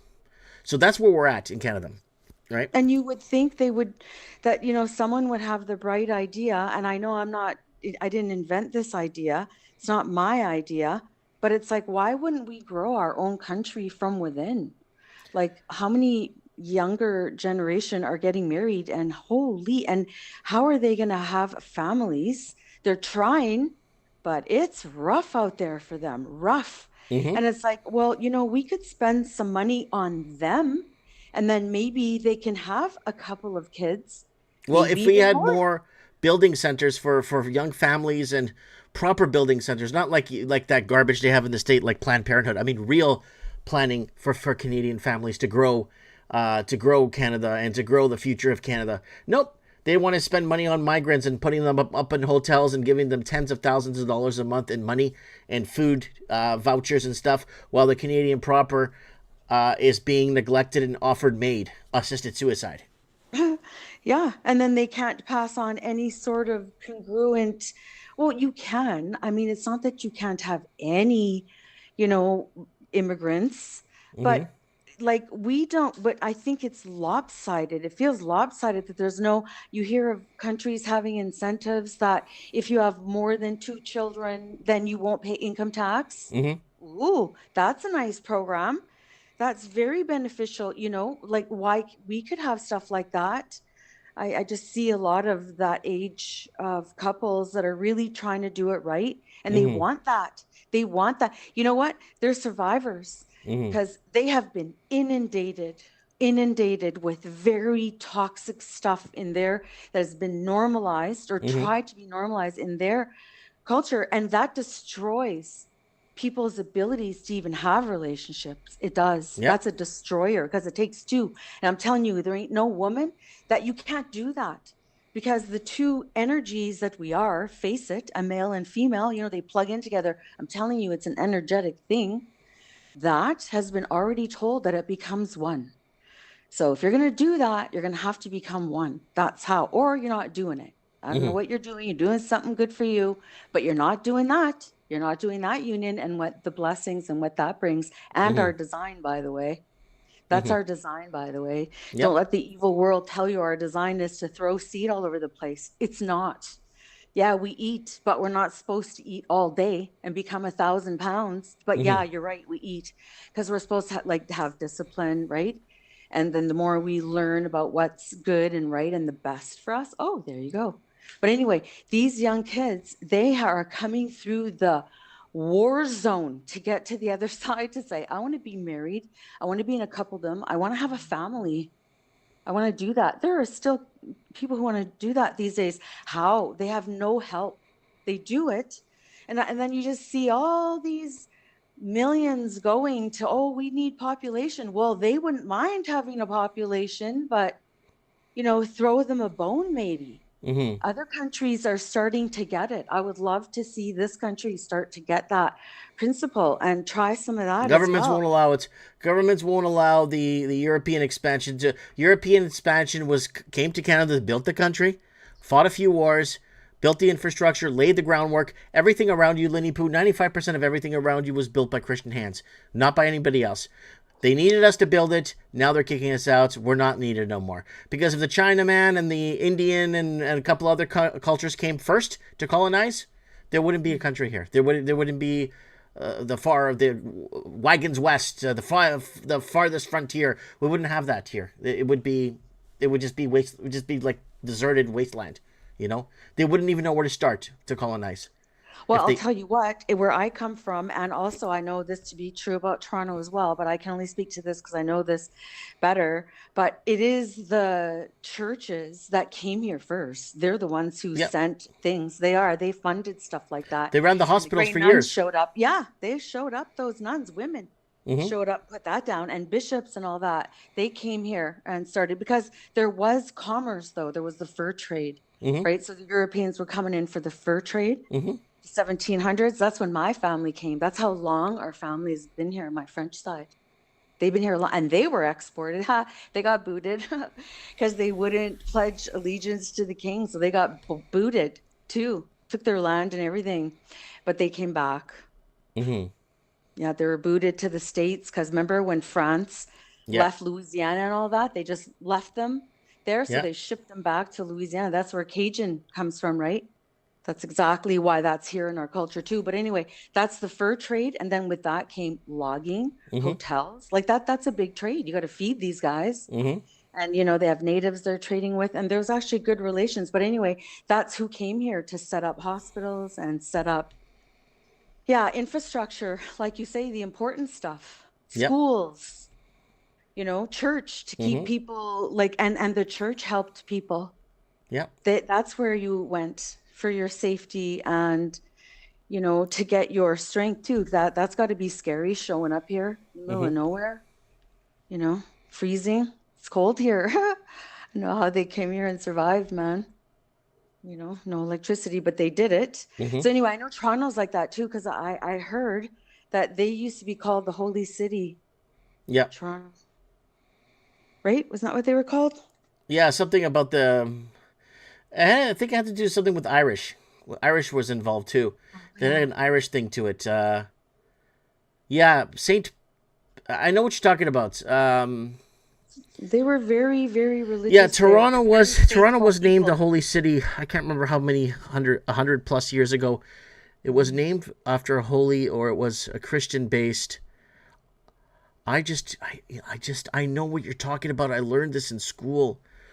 Oh, Um, well, I think most of the big cities here, the ports, like had to be grounded with stuff like that. It wasn't a bad thing. Yeah, you can corrupt anything. That's true. The people, it's not about the people. It's just about like, so had we not had, like, say, people trying to keep what they saw when they saw it, when Jesus came, what he saw, what they heard, what he was saying, right? Who mhm. he was saying he was. But whatever it is, I mean, um, if that knowledge had those people not got together, the Catholic Church, they right, called and Toronto. put I a remember Bible, now. how would you know? I think it We was wouldn't know. called. I think it was called Toronto the Good. Oh, yeah, you're right. Toronto the Good. I That's what it remember was this in grade called. 3. It Yeah, yeah, you're exactly right. was Toronto the Good. Yeah. So, Hmm. anyways, yeah, keep going. You're on fire, Lenny Pooh. Oh, brother, about what? You're on fire about everything because everything is an illusion. We're trying to get families back together, reunite with your families, talk to your coworkers again. All the people you cut off over global warming versus climate change bullshit. People that got separated during COVID. A lot of families got separated during the vaccine. Yeah, A lot of families got separated during Donald Trump and Joe Biden and all this bullshit. yeah. Reunite with your families, man. Stick with your family. Take care of each other. Fuck, man. Seriously. Well, and for me, like I was saying, I did let go of all that conversation. It's okay that I have my experience. I know what I know. Hmm. And then I think certain things and I have an opinion and I have a right to that actually, because we do have, it's a higher right than the government can give you as well. When Canada put into effect some of the higher rights we have, right? And they get that from God. And so we have the right of the individual. That means I have the right to think what I think, even if I am one out of 8 billion, whatever. That's okay. I'm allowed that. Hmm. So, and that's how it is. And anyway, so I don't have to try to convince everyone to see what I see. You know, if they want to take it, they can. I'm still going to speak my truth, though. Mm-hmm. That is what I did. I still spoke not my truth, because there is the truth. There's Mm-hmm. the truth. That's Mm-hmm. it. I have my story, my testimony, but there is a higher truth, right? So I can still speak like that. It's a freedom of speech thing, kind of thing. I could still say, yeah, I'm not taking it. Like you can take what you want and do what you want, but I'm not, and be Mm-hmm. happy with it and not be Yeah. defensive. Too bad they made it into a situation where you had to get very defensive. You had to Mm-hmm. stand up, you know? Yeah, where people were cutting each other off because Al Gore said something about Florida being underwater, and oh, that's bullshit, and then people don't talk to each other no more. Yeah, that is really too bad. But I guess if they feel like, well, you know, to learn, if you can sort of try, and it's probably easier said than done. And it depends on your family dynamic.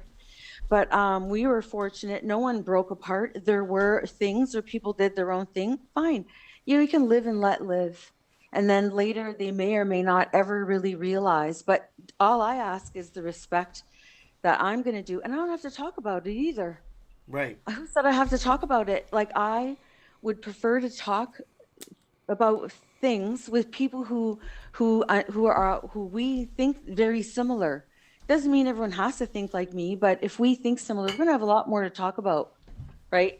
Like very rewarding conversations and depth. You know, they're deeper, they're meaningful to Mm-hmm. me. Yeah, and then we learn more and go that way. There, I'll have that conversation, but why am I going to have a conversation with someone who absolutely 100% can't get it? Like, he can't. And I'm not saying because they're dumb or not or what, because it can be over all kinds of issues, like the USA thing, for instance. Mm-hmm.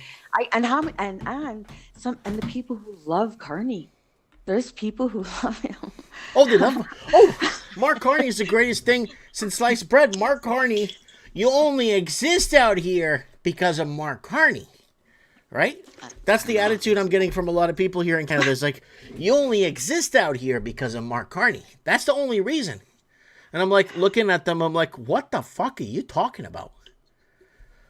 So I have told you this before on the show, not told you, sorry, but I had brought it up on the show before because sometimes say inglés, ¿eh? Mm-hmm. Nosotros nos podemos hablar español si te quieres. Mm-hmm. Nos podemos hacer Miguel en la noche. Mike in the Noche. Yeah, we could do that. Right? Podemos hacerlo. See, now you were speaking other language to everybody, never me. There you go. But Yeah. that's why, sorry about that. Yeah, changing subject there, but that's just an English thing. But I didn't tell you, but I had brought it up on the show before that as a being, us, we are created this way. It's in us, it's in our DNA to know God, to seek out God and to know God. Yes, That's we why could start the remember? world from zero. We could No, start the what- world from zero. Adam and Eve 2.0. Within 3 months, there's a church built. Within 10 years, they have already writing a Bible and on who put him there and giving grace to God. No matter what you do, you can't wipe God out of it's always going to be, we're always programmed with God. We have a drive. But see, this is why when you take God and all that away, then people will look to Mark Carney or whatever. Say you don't have God and say, well, you have a drive for that level of type of treating someone like that in your life. Like, you shouldn't, that's not in their proper place to be idolizing. No politician or getting behind really like that. And whatever they do, it's like a sport. He's my sport guy. Cheering for him. It's like, what is that? So when I see that, I think, oh, you know what? That's misplaced. That's a misplaced, like that's all out of order. Sandy Yeah, for it's a Freedom total Sandy for Freedom wants to say, yes, Lenny, my friend thinks he's cute. Yeah, isn't that funny? Yeah. Don't they all? Yep, don't they all? So that's the thing. I mean, we don't have to all be the same. Who said we did? Yeah, that's a lot to throw at people all at once. And then you throw in some bad in there because it's not all good crossing into our border into here. It isn't. And you know what? It's a hard thing to accept, but there is a lot of bad, and that's intentional for the sake of bad. Not, like, I'm greedy, So I'm going to do this and get what I want from people and manipulate and, like, harm, right, people for my gain. Well, you could have all kinds of reasons. Some people, their reason is only to do harm. You have to accept that. Mm-hmm. And it doesn't just go for the serial killer type, right? Like that spirit that's in them, and that spirit that has done horrendous things that we talk about in the news, people do, that think, oh, it's an Epstein, or oh, it's in that weird guy who had the white hair there, who died. He was with the royalty, that weirdo that had Oh the fuck, keys. you're talking about that. Jesus. I was talking about somebody about that. Creep. I know who you're talking I about. can't think of his name. And he was always around. I always thought, why do people like this guy? He's so weird and creepy. Mm-hmm. Big guy. These guys are sick in the head, and that goes on in, as we hear more and more, right? So, and that's for the sake of it. So you have to be awake to that too, and then realize, well, it isn't only that, there is that, but you can know there's a spirit behind that, and it operates in a certain way.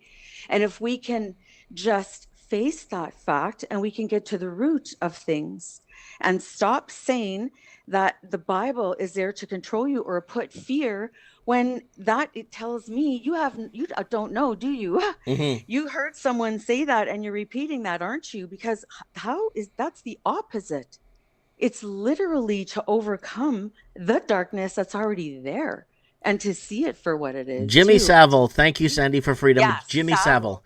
That guy's a piece of garbage, man. You look at that guy, you could tell this derangement in him, this look in him. It's almost like he's soulless, like he's got no soul. You look into his eye, you can't find a soul there. Yeah, they because it says right there in the Bible that God will, when they don't listen, when they won't, and they go their own way, he will turn them over to the reprobate mind. Mm-hmm. Yeah, they're turned over. That is their choice, and you're allowed to even make that choice, and then that's them. Good luck. And so that does exist. So it's okay to be mindful of that. Like, it's such a balance here to keep your joy and find all the good in life, because it really is good, and there's so much, and it's fighting back. And no, it's not all because it's perfect people either. Mm-hmm. Opposite message is that, oh, it's perfect. First thing you're told is, guess what? You're not perfect, but at least you can identify it then. If you're never taught these things, how are you going to identify how you are, how your, conscience thinks Mm-hmm. between the right and wrong, good and bad, whatever, choices, and, following your, like, whatever path maybe you're supposed to be on, Mm-hmm. Mm-hmm. So I don't know. It's a war. It's a war zone. That's the war zone, in my opinion. The rest, it's all fun and all that entertaining. See, I don't believe the world is broken up into those pieces. I don't believe that at all. Because in ancient times, there were rulers, right, that ruled over, like, almost all the land on the earth, really, at once. Mm-hmm. So why would we think that isn't going on now? And I've always said, whoever, like, the owners of China are the same owners of Canada. It's the same ownership group. It's a group. It's not really China's in charge of us. It's a group, and they have them and us, and I don't know who else. Maybe all. Well, you know what's going to happen with Lenny Poo in the next couple of months, and I've been prophesizing this. The land, America's going to start looking into the land. You're going to hear it first on Mike in the Night, like you usually do, Lenny Poo first. Mm-hmm. America's going to start looking at the land, or the farmland that the Chinese own, especially the farmland that Chinese own on the Canadian-U.S. border, is going to become a thing in the next few months. Mark my words, what I'm saying. Mm-hmm. Watch. That's going to be a big issue. Security threat. Watch. Well, that's been already kind of here, hasn't it? Remember when they were doing drills? And was that before? No. I'm talking about something else. I'm talking about I know you're talking about something else, but I know what you're saying. Yeah, they're doing military drills. We covered that, Chinese military drills. Yeah, we did. We covered the Chinese police. We covered all that stuff. Yeah, it's just, it's all little steps, right? Step by step. And I have mixed feeling about that. It's a lot when there's so many who come in, but I also remember, so there was a time, like, you speak of the Portuguese, but so half my family is also from Ireland, right? So my grandfather, that's where he came, on the other side, and they came after World War 11. After World War 11, they came here. Remember who called it World War II, World War 11? Do you Who? follow? You didn't hear her? When? But anyway, no, we'll talk about her later because she's a whole other story. She's at the Minnesota Somali Oh, yeah, I know what you're politician. talking about now. Yeah, she called it World War 11. But Yeah. anyway, when my grandfather was done Yeah, it World was supposed to War be II, two, Roman numeral 2. She said yeah, World War. Yeah, these. Yeah, she said see, I'm not World on the War. same plane with these people, right? These Salty, people are man. completely on this, So like, like you who that's preposterous. But anyway, when him and his brothers served after World War II, they were allowed to come to Canada. They all came here. And in those days, everyone hated them because they mm-hmm, were Irish. And there were signs everywhere that said, "Don't give jobs to the Irish." mm-hmm, Yeah, they didn't want to give jobs to them. I remember they used to kill them before they even came here. Like it was very fashionable to kill, especially English, it's very fashionable to kill Irish, right? mm-hmm, So there's a lot of that. And so, these are people I know. mm-hmm. Like these are my grandfather, and because they live in the same small town, so they're all neighbors, and his like brothers. They were great people too. And guess what? My grandfather did work for the federal government. Really? Yeah, they did give him a job. He was a game warden in the day. So he used to patrol the border, the US border, and then for poachers too. And he would go to work with his dog pal. And then he was in forestry. So he helped open up a bunch of like parks, national parks. He did that here and built parks here Mm-hmm, too. mm-hmm. Yeah. But so is good people, right? It's not coming from crazy war town insanity. Children who grew up generations in madness, Mm-hmm. murder, and then the way they think about everything, right? They just, you know, jump on everything, violate everything. It's like Team cover takeovers. up because I can't control myself. It's like, holy Hannah. Yeah, Team I don't think takeovers. so. Pardon? Team What? takeovers. Yeah, that's a whole other story, right? Teen takeovers are happening all over America. A bunch of What do you, teens what getting teen together, oh teen organizing, and realizing they have nothing to live for. Let's go trash the town. Flip over cars, destroy private property. Woo! That's what's going to happen. That's one thing, but I'm talking about the violating of other people too. There's a lot of that goes on. And then yeah, there's just a whole bunch of disrespect. This is a destructive force, by the way. Mm-hmm. It's not a building force, it's not a force of love at all. And yeah, and it's not to be airy fairy love either. I don't mean that. I'm just talking more truth, more a whole thing, right? A whole system. Mm-hmm. And yeah, that's bad. So I don't know. I don't know what's going to happen here, man. I have no idea. Yeah, That'll Canada's be very very uncertain interesting. right now.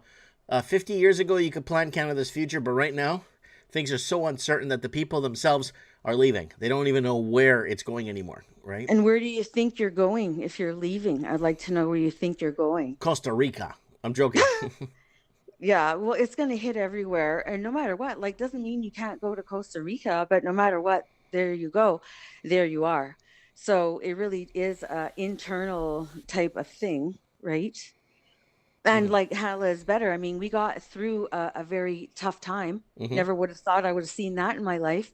Yeah. And like now I look back and think, oh, good, we got through. But at the time, it didn't look like there was going to be an end, No. No. right? Like there was. Whew, thank God for that convoy the Spirit rode up. That was why. Mm-hmm. They would have pushed us down, but that Spirit road, they got to see the power of that. That caught fire. Mm-hmm. So I think they hear of these. They do Mm-hmm. rituals, They would have these pushed people, us because down, they but that understand Spirit that road, is how life works. They do conjure energy. They do the wrong way, Mm-hmm. but they know. Yeah, they know. And so that's why, you can counter that. That's why you have altars in church, Mm-hmm. and words like of prayer, with, dedications, that kind of thing. That's why. What do you think that's for? That's what they do. Don't laugh at me, Lindy, but I go to church. I go to morning mass every morning because it's from 8 to 8:30 and it's really quick and it's Yeah. good. So Mm-hmm. I go to mass every Tuesday because there's no mass Monday. Tuesday, Wednesday, Thursday, Friday. Every morning I Mm-hmm. go to mass. It's only 30 minutes. Then I go to the Mm-hmm. gym. And I created a routine around the church. I go wake up Instead of sleeping until 10 o'clock every morning, I get my ass up early. I get out of the house. I go to church for mass. I go to the gym. I go to the pool and the sauna. It's all there. In the hot tub is all there in the facility. And then I open my store before 11. Spend the day hanging out at the store playing games. I live a blessed life. I do. I really do live a blessed life. I really, really, really do. But I make It's a life of self-discipline. Yeah, I make the most out of my life now instead of sleeping. Right. Yeah, and we're called to do that, and it is better. I mean, you have to do something. You got to grind away at something. Yeah. And being miserable and having toxic habits is no better. No. So, balance has always been like a very good key. And yeah, that's a really good exercise. And mass is important. Real mass, actual mass, like going through those and holy water is a thing. It's a thing. Praying over water is a thing. Yes. It's a thing. We covered the mysteries of water long ago. Remember that? We talked about because scientists. We did. When you talk over water positively and give it good vibes, it actually heals you inside. It actually has a mind of its own, like a trajectory of its own. It has a state of we covered this, and we played video of it too, showing how water changes to memory. Mood. Yeah, and they did experiments, right? And I even forget the name now, but I mean, you'll think of it. And like where they have done experiments over, having memory in water, and then how it can take shape, right? Like if you have certain thoughts and it freezes in certain shapes. Yep, it does. Yeah, and how because it reacts to vibration. Right. Water reacts to vibration, and we give off vibration. You give off a light. I can't see it, but it's there. You do. I can't see it with my eyes, but we all give off a very individual, unique light. But anyway, so if you put, say, speakers, if you have speakers and you put a cardboard on it, and then you put like water, like it'll go into little patterns, right? Cymatics. Yeah. And so that's exactly how it is with thought. And so prayer and proper, because those guys in the church know true ritual type prayer that you have to do with the blessed salt, everything, and make true holy water, right? And and then, people praying over their food. That's why, because the food is mainly water. I mean, we're mainly made up of water, and then under those water cells is mainly nothing. Like literally, right? That's the true nature. So anyway, you put prayer on stuff like that, and then that's, you eat your food or drink. Yeah, because you put that on. There is power in that. So that's it. Just saying. All right, Lenny Poo, it's been a blast getting you back on the show after a long time. And we got to get Craig Cook on, because he's got an update for us here on Mike of the Night out of New Zealand. And he's got an update for us on... We've been gauging the price of a pack of smokes. Nice. How much? I think last time we spoke it was $41 or $42 a pack. So in Canada? No, here? in New Zealand. So, New Zealand. Yeah. Okay. So we're just trying to figure this out, what's going on, and price of fuel and stuff. Very interesting. We need to know what's happening there, because it's going to come here, right? So it's kind of important that we gauge this, because I think he's paying over $3 a liter for right now. So. Yeah, they've got it rough out there. Yeah. They do. They were hit with $588 billion of Chinese money laundering in New Zealand. $588 billion. They got completely destroyed. They got hammered so hard. Lenny Poo, I'm talking about homes, like complete tear down homes, and without a good foundation, without a good structure, with poor framing, and no insulation in the walls either, Lenny Poo. Okay, no insulation in the walls. Houses going for $3, $4, $5 million. That you could buy in Alabama for $12,000. Yeah, those countries, Australia especially as well, and New Zealand too, because right next door, but Australia is the hotbed. Their real estate has been out of control forever. $1.8 trillion of Chinese money went through $1.8 trillion through Australia. Long ago. People love Australia, so their real estate, because also they always had an auction style, and auction style drives up the price. That's why here we have again, it's the Chinese are auctioning off. A lot of it's sold to Chinese. Listen to last week's Mike of the Night with Aussie Cheems, and he talks about how the Chinese just basically took everything over in Australia when it comes to real estate. Everything. For sure, long ago. long, and they still do, but long ago, I remember they were nuts. They're expensive there. Yeah. So, okay. Well, great rest of the show. I am going to have to go to bed early, but I'll listen for a little while longer until it's time to hit the hay. Okay, Lenny. Appreciate you God calling, bless Mike. you. We'll Thank talk you. soon. Yeah. God bless you as well. Bye-bye. Okay, bye. All right, that's Lenny Poo on Mike in the Night here. Episode 652 of Mike in the Night. People were asking me, what are you going to do, Mike, for episode 666 of Mike in the Night?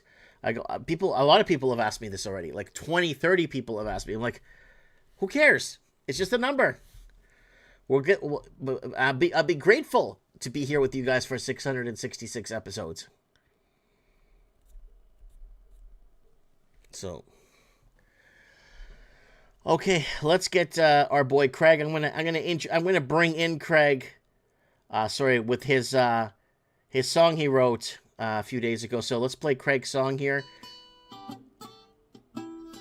Wow, it's been a long year since you've been gone.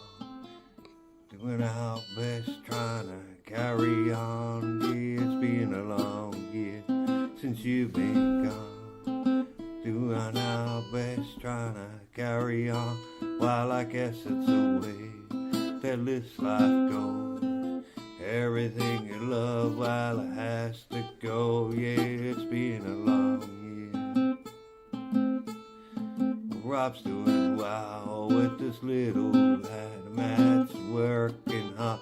I got my head down and dear old mom. You'd be surprised, she's the strongest of us all. It's beautiful to see, it's been a long year. I remember everything you said, the lessons you taught, they're ringing in my head. About working hard, giving your best shot. No, you never give up, you just to keep on going. And all the things that work can say, living your truth and finding your way. Well, it's been a long year.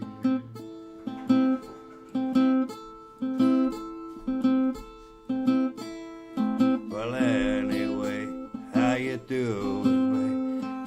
Other side, you hire our mates, well, please tell Uncle that I said I have a pair of zero John and his veranda in the sky.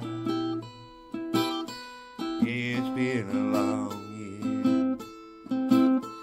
Yeah, it's been a long year since you've been gone. But we'll do our best while we'll carry on.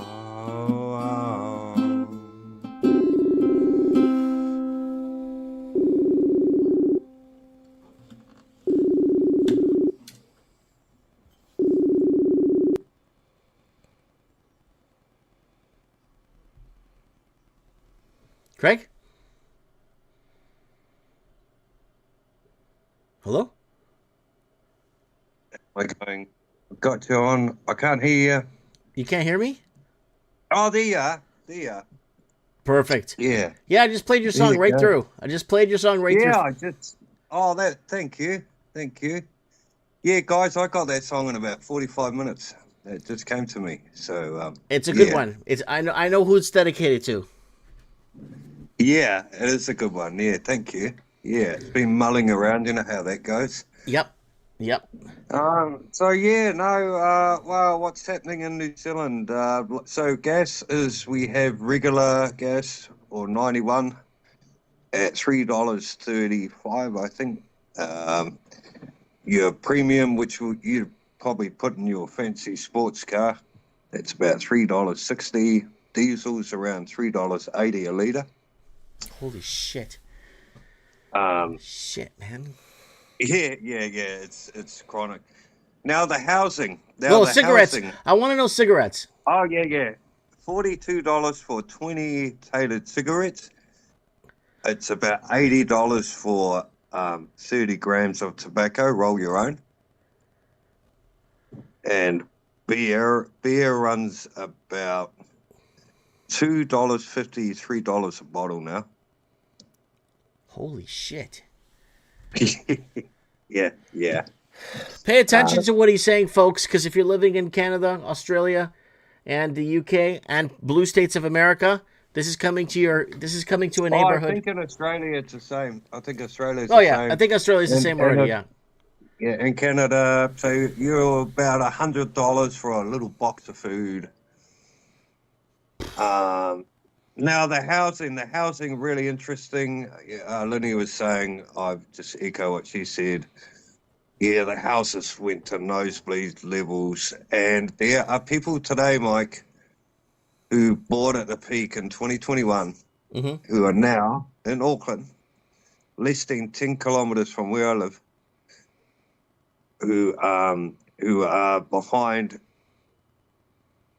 what they paid and what the market value is now, like $300,000-$400,000.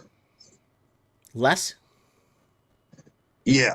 So they bought it for like 1.4, 1.5 million, and now it's worth 1 or 1.1, and continually to go down. We've had the biggest supply of houses on the sale. There's more houses for sale. No one's buying. Yeah, there's an oversupply all over the world now. They overbuilt their houses. A lot of countries like Australia, New Zealand, the UK pandered to Chinese money laundering. You guys have $580 billion of laundered money in your country from China. That's why you can't afford to eat. And I'll tell you what, just to really drill that home, okay? So in those days, what the Chinese used to do was they would go on the internet, they would look at a property, they would find out, and then they would send their agent, and they would get on the phone, and they would buy the property out with the local guys from China on a live auction. Yeah, Plus they would buy it off the internet. Plus they would do the tours, bring the bus and. Hey guys, look at this. They'll bring the buses through full of Chinamen and women, and they'd go in and then they look at the properties and buy them. Most of them are just left empty too. Yeah, so that's been it's been a long time coming, but I think we're really starting to see the consequences now of really bad short-term policies and decisions for 20, 30, 40 years. In 2008, I understand there was a big correction in, like in the States. I'm not sure about Canada, but I know in the States they had a big correction in the property market. No, not in New Zealand.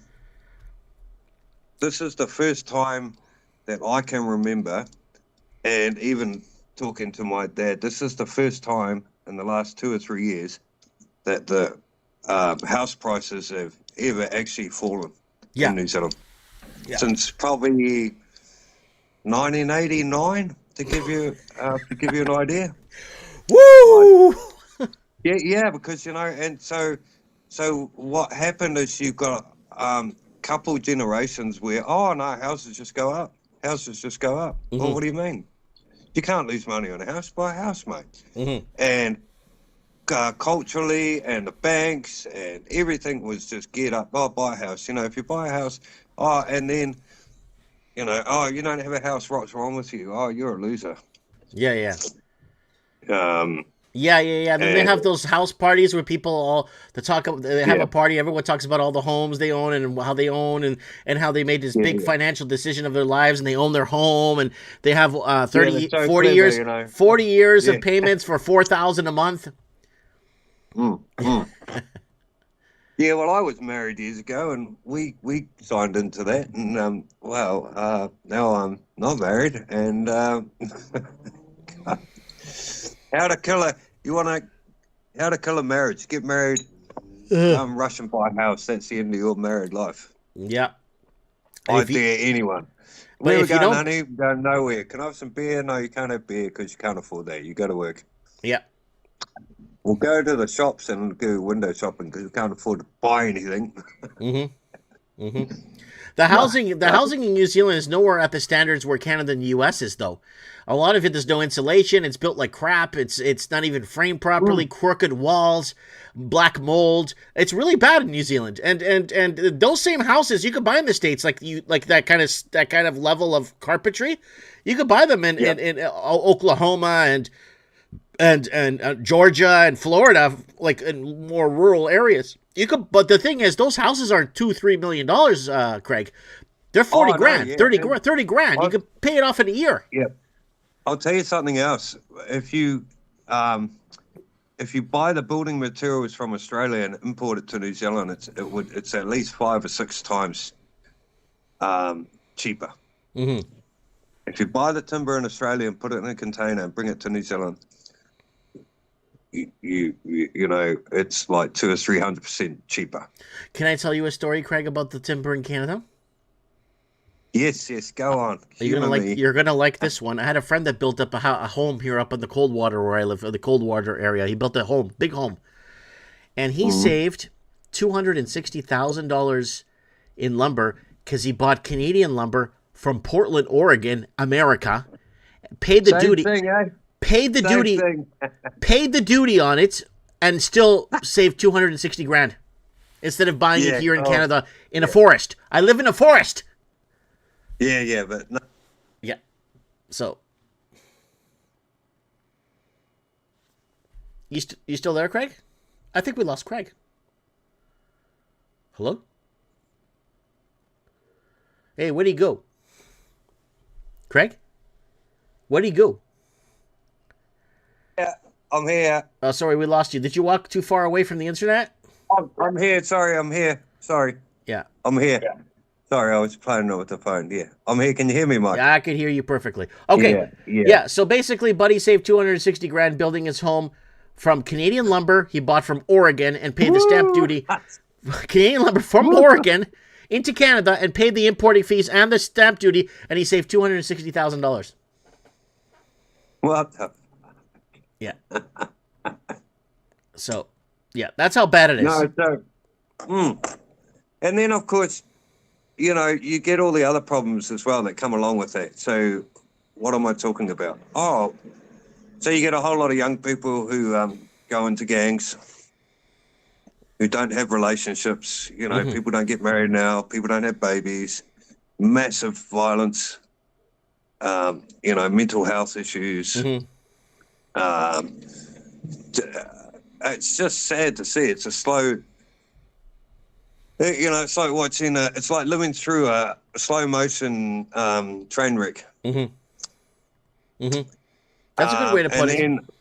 Yeah, and then on top of that, you've got a whole bunch of people. And before I really get into this, I'm not trying to have a go at anyone. You know, I'm not really trying to get into generational wars, but you know, I can understand. You can understand, okay?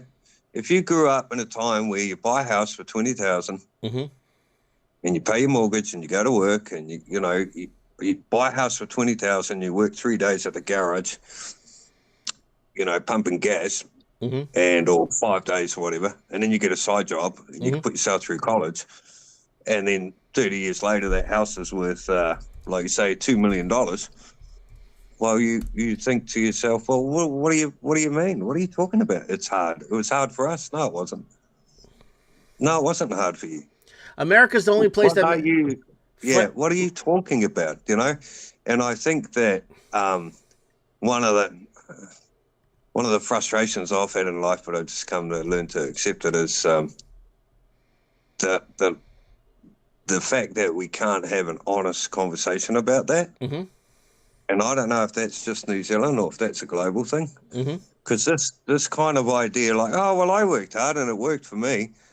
Well, yeah, it worked for you because you just happened to be born at the right time, and good for you. It's not the right time. I think it has. Hold on, Craig. I think it has to do with place. Let's look at some real estate here right now. We're seeing a lot of price cuts here on homes. So people watching at home, this is the southern. I always pick the southern. I lived in the southern United States, so I know the southern United States. I like it more because it doesn't snow there. It doesn't get cold. So let's look at some real estate here, like 178, 160, 199. Nice homes too, newer homes. God. Right? You're just breaking my heart, mate. 165. So it's not the time you bought the house, it's where you buy your house. And these are nice. Oh, yeah, no, I don't mean that. What I mean is... Look at this driveway. Look at the driveway on this friggin' thing. You could park and you can work on multiple cars on this damn thing. No, what I mean, Mike, is at that time in history, at that time socially, you know, you know, that generation, and I'm not having to go at anyone, you know, good for you, but you know, you guys were lucky enough to be born at a time when the West still did manufacturing. Mm-hmm. The dollar, you know, meant something. You got good wages comparatively, because you know that's the other side of the equation. That, you know, there's been plenty of countless studies showing that real wages since 1970 haven't actually increased; they've just decreased. Mm-hmm. Well, because you're combating inflation, right? Yeah, yeah. And what's inflation? Oh, that's just printing money. So all they've done is kick the can down the road for what, 30, 40, 1974. You know, COVID was just the epitome of it. Oh, guys, we just printed 30% more of the money supply. Here, Craig, I found you a Okay, nice cool. home for 99 grand. On a 30-year mortgage, 20-year, you wouldn't do a 30-year on 100 grand. You do throw a 20-year mortgage, fuck, 380, 400 bucks a month, you're set, man. Oh God, I pay 300 a week rent for a room. For a room, yeah, for a room. Yeah, that sounds. And this is how bad it is, right? For years and years, I thought, oh, I'm a loser. You know, I don't have a house and all this stuff. Okay. But now, what's happening with the market? Mm-hmm. I could guarantee you, these tens of thousands of people right now in Auckland who would look at my situation and say, "You lucky you lucky bastard." Yeah. You know, because I tell you, you owe the bank $400,000 or 100,000 or 50,000, and they sell your house. You're paying that back at 25% personal interest. Your life's over. Your life's over. Your life's over, buddy. And you know, if you're over 40, I had a bank. I had 20 grand. I lost 10 years of my life. You're doing that when you're 40 plus and you got kids? No, your life's over. You can forget about retirement. You can forget about holidays. Your marriage will probably go along with that too. Mm-hmm. And you times that by a couple 100,000 people, yeah, we got a real problem. And then you do that in Australia, and then you do that in Canada. Yeah, we've got big problems now. And I don't think this stuff is gonna. Oh, it'll come right in 5 years. No. We're just starting to see the. Yeah. I'm sorry to be the bearer of bad news, guys, but No. It is what it is. You're living in a hellhole. You're paying $4 a liter for gas, $40 for cigarettes, and you're paying $300 a week for a room. And let me pull out my trusty calculator here from Mike in the Night calculator. So let's see what that is. That's 350 times 52 weeks. Okay, divided. Holy fuck! You pay 18 grand and $200 a year for a room, divided by 12 equals $1,500 a month. You pay in rent. $1,500 for a room. You could easily pay any one of these mortgages off on any of these houses for the next 15, 20 years, easily, with zero down. I know. So. Fuck. Yeah, and then you got little orange man, going off and we're in charge. Look at us. You have to do what we say. Oh, it's just no offense to the American listeners, but for God's sake, can you just shut up? So, like what are you doing? What are you doing? It's bad enough. We're on the verge of a recession, and you depression. Yeah, it's like I said to you, Mike. These people don't care about us. Our leaders don't care about us. They're leaders around the world. In that house, in the big house that's not black, but the CCP and all that, they don't care about you. They don't care about me. Oh, look at that. Food went up by 300%. Oh, well, we'll have an inquiry. Oh, wow.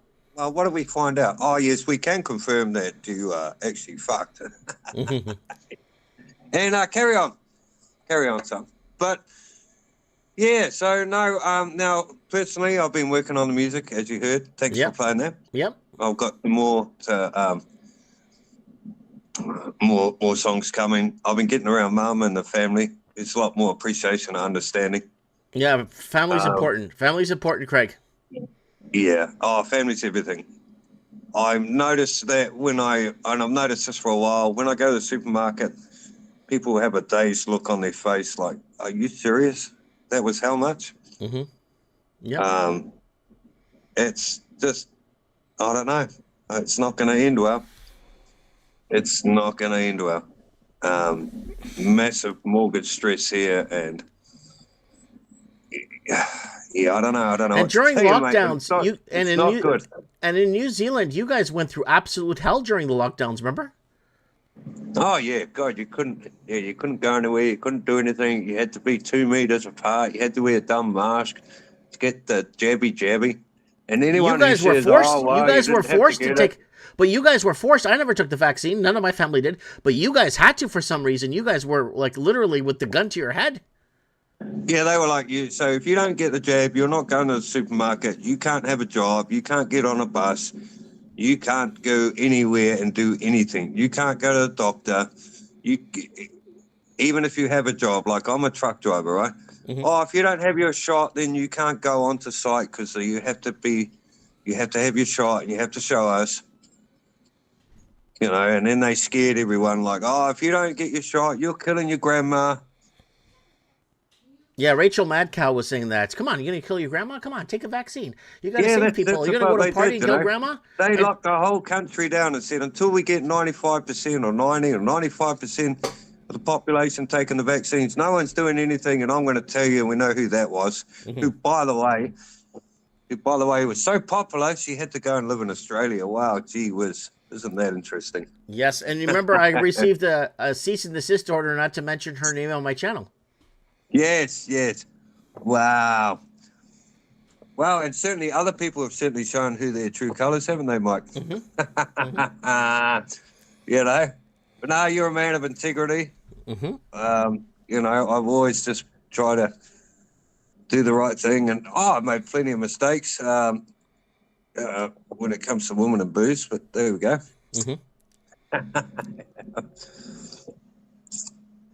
Right. So I think New Zealand is going to be okay, but I think it's just going to. I predict myself 5-10 years of pain washing out this, backwash, and then it'll reset itself. But Yeah, yeah, I'm hearing you, Craig. I'm hearing you. anyone who bought a house in the last 10 years, I think you're in big trouble. Big problemish, my Yeah, friend. big problem. But I on the good side of things, I do notice that I've spoke to you a lot, Mike. The Lord, He's certainly looked after me, because we're in a recession. People getting laid off, and You're going to be in a depression soon, buddy. So hunker down. Make sure you have. Yeah, but I mean, I get more work than I need. Yeah. Yeah. But we're going to be in a depression, right? Soon. So. Oh yeah. Well, I've been through a personal depression myself, and I'm not just talking about, oh my God, I feel sad. I mean, like, a lot of us out here have been doing this for years. While I've got $100 bills and I've got $10 here, so what am I going to do with that? And you get into things like skipping meals. You don't really go out. Okay, I've got my music, and I'm very blessed to have that, and praise God for that, and it keeps me sane. But I built that up. I've been doing that for a long time. We got Shanghai Charlie just messaged me from China. Shanghai Charlie is our representative over in mainland China. He's saying that he's basically saying factories in China have laid off workers, 460,000 estimated workers in the last 2 years, to use AI robots, machines, to work with machines instead of humans. Yeah, it's coming. It's coming. It's already happening in China. I told you, anyone who's got and I figured this out about 5 or 6 years ago, and I think I spoke to you as well. Anyone out there who's got an office job,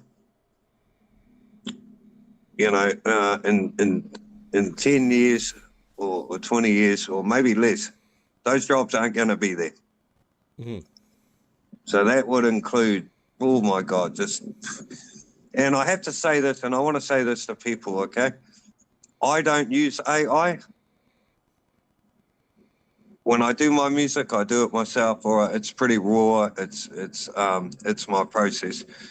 I'm not going to use AI, and I encourage everyone not to. Please don't use AI. Well, Don't I have to teach use the it to make images for my show because it's so hard for me. Yeah, but I'm talking about people in work. Oh, And for I know work. it's hard, but, you know, look, what I'm trying to say is, you know, you're teaching the computer how to do your job. Yeah. Yeah. So, okay, if you have to do that for work, okay, fair enough, all right? But for God's sake, don't, you know, I've really gone off social media because I had a bit of a realization too. You know, if you go on social media a lot and put comments and lives, you're teaching the computer how to think and how to talk like a human being. Mm-hmm. Please stop doing that. Yeah.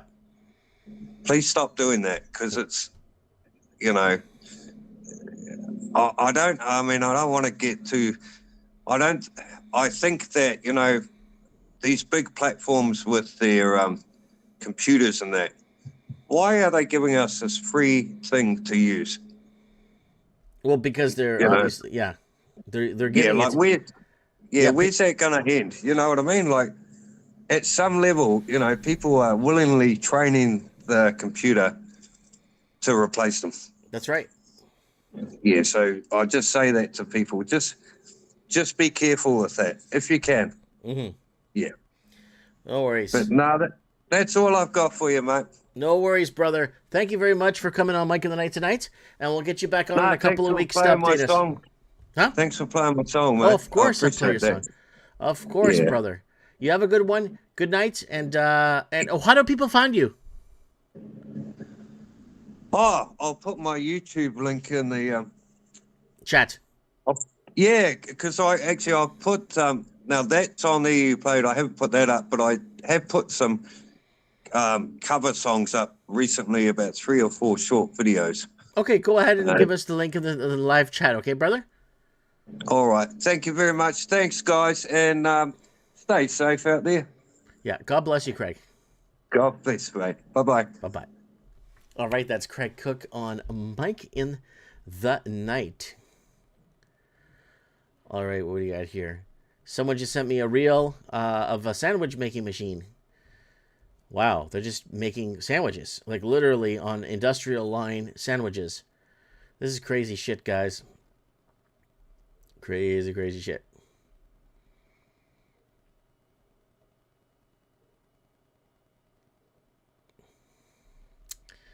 All right, let's see who's here tonight for Mike in the Night. We got Supreme Cannon we haven't had on in a while. We'll get him back on. We haven't had Supreme Cannon in like 2 or 3 weeks. And I got a message here from Jessica. Jessica asked if you guys remember her. She moved to Gainesville, Florida. She ended up buying a house for $204,000. And she's never looked back, never coming back to Canada. She sold her house in her 1-bedroom apartment in Vancouver for $600,000. If I remember, it was about $640,000. She bought a place in Gainesville, Florida. Nice home, too. Nice 3-bedroom, 2-bath. Lots of land. And she's just messaging me, say, thanks, Mike, for all you do. I really appreciate your work. You've helped a lot of people. So, okay.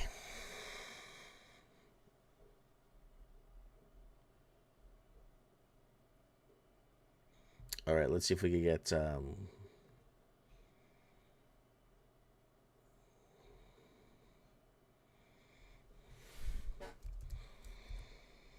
Yeah, we'll get Supreme Cannon on here on Mike in the Night. Euro House. On Mike in the Night. Festival anthem. You are tuned into episode 652 of Mike in the Night. Everything is being rewritten. Oh yeah. Life. Neon shadows on the street. Baseline rising from beneath. Silver skyline. Hearts ignite. We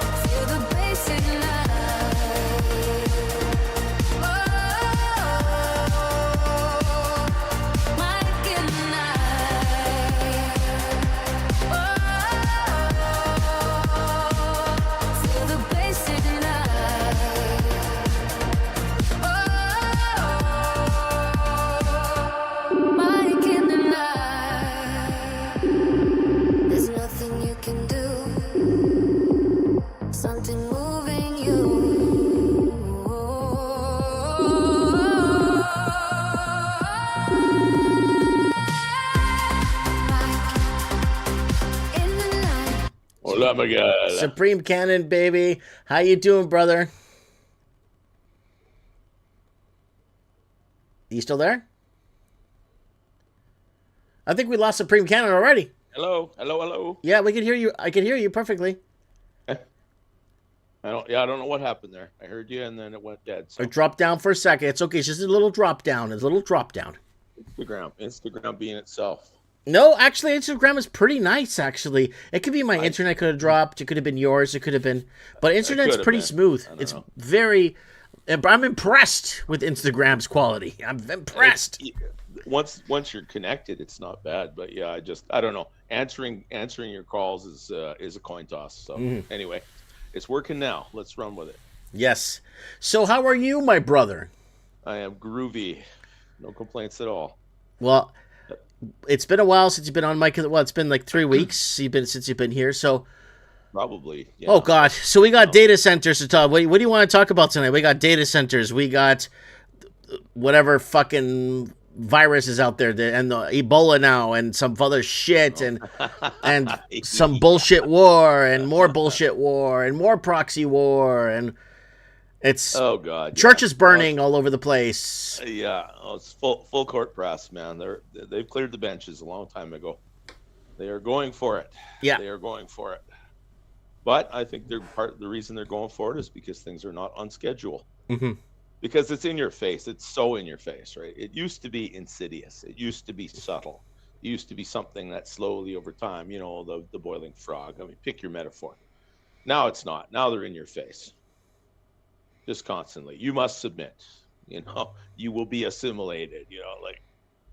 Do everything they can to possibly turn people off. And they're just doubling down on it. Their marketing sucks. It used to be pretty good. Mm-hmm. The 60s, the 70s, the 80s, all of the different kinds of degradation that they tried to push on everybody. They at least knew how to make it cool. They made it sound cool. Mm-hmm. Mm-hmm. Don't be a square daddy, be a hep cat like the rest of us kind of thing, right? And now it's just weird people. Just weird people lecturing you that you have to fall into line. This is how it is. Mm-hmm. Right? They're just retards, man. They're evil, well-connected, wealthy retards, but they're still retards. Mm-hmm. Mm-hmm.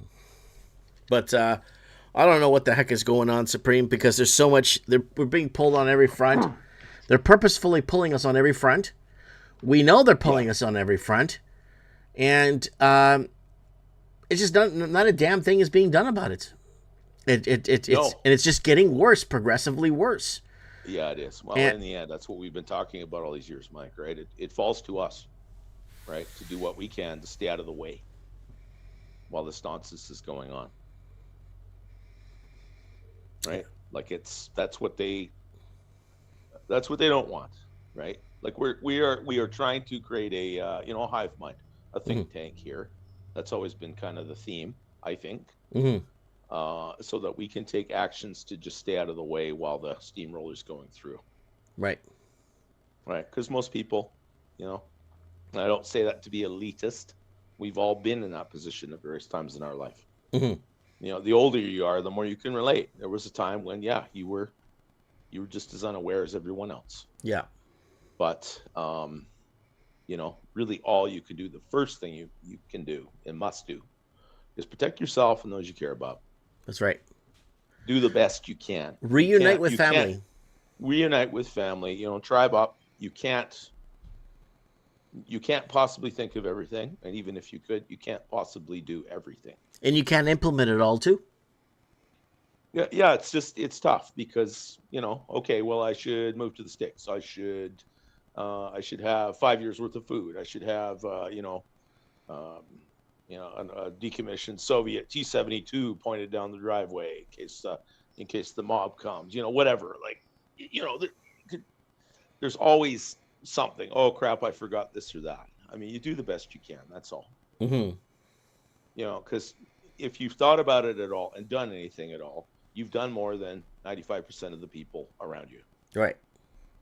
You want to just be in a position, in my opinion, where if you need to, you can close your door and not go outside for like 30 to 60 days. Mm-hmm. Just stay the hell out of the way. Move. Defend your perimeter. It would be nice to move to Florida. It would be nice to move to Mexico. It'd be nice to, Philippines, Portugal, whatever, the places maybe you could go. It might be nice to do that, but most of us, it isn't an option. And our family, our tribe is here anyway, wherever here is, to the people listening to this. You know what the funny thing is? It doesn't matter where we are in the world. We're still together here on Mike in the Night in the end. You know that? You notice that? Absolutely, yeah. Well, yeah, as I've said before, I mean, we're in this, pitch black collapsed mine shaft of a wreckage of a society, calling to each other out in cyberspace, trying to get our bearings and come up with a plan, right? Right. Come up with plans. Everyone's situation is individually different, and some can literally do nothing.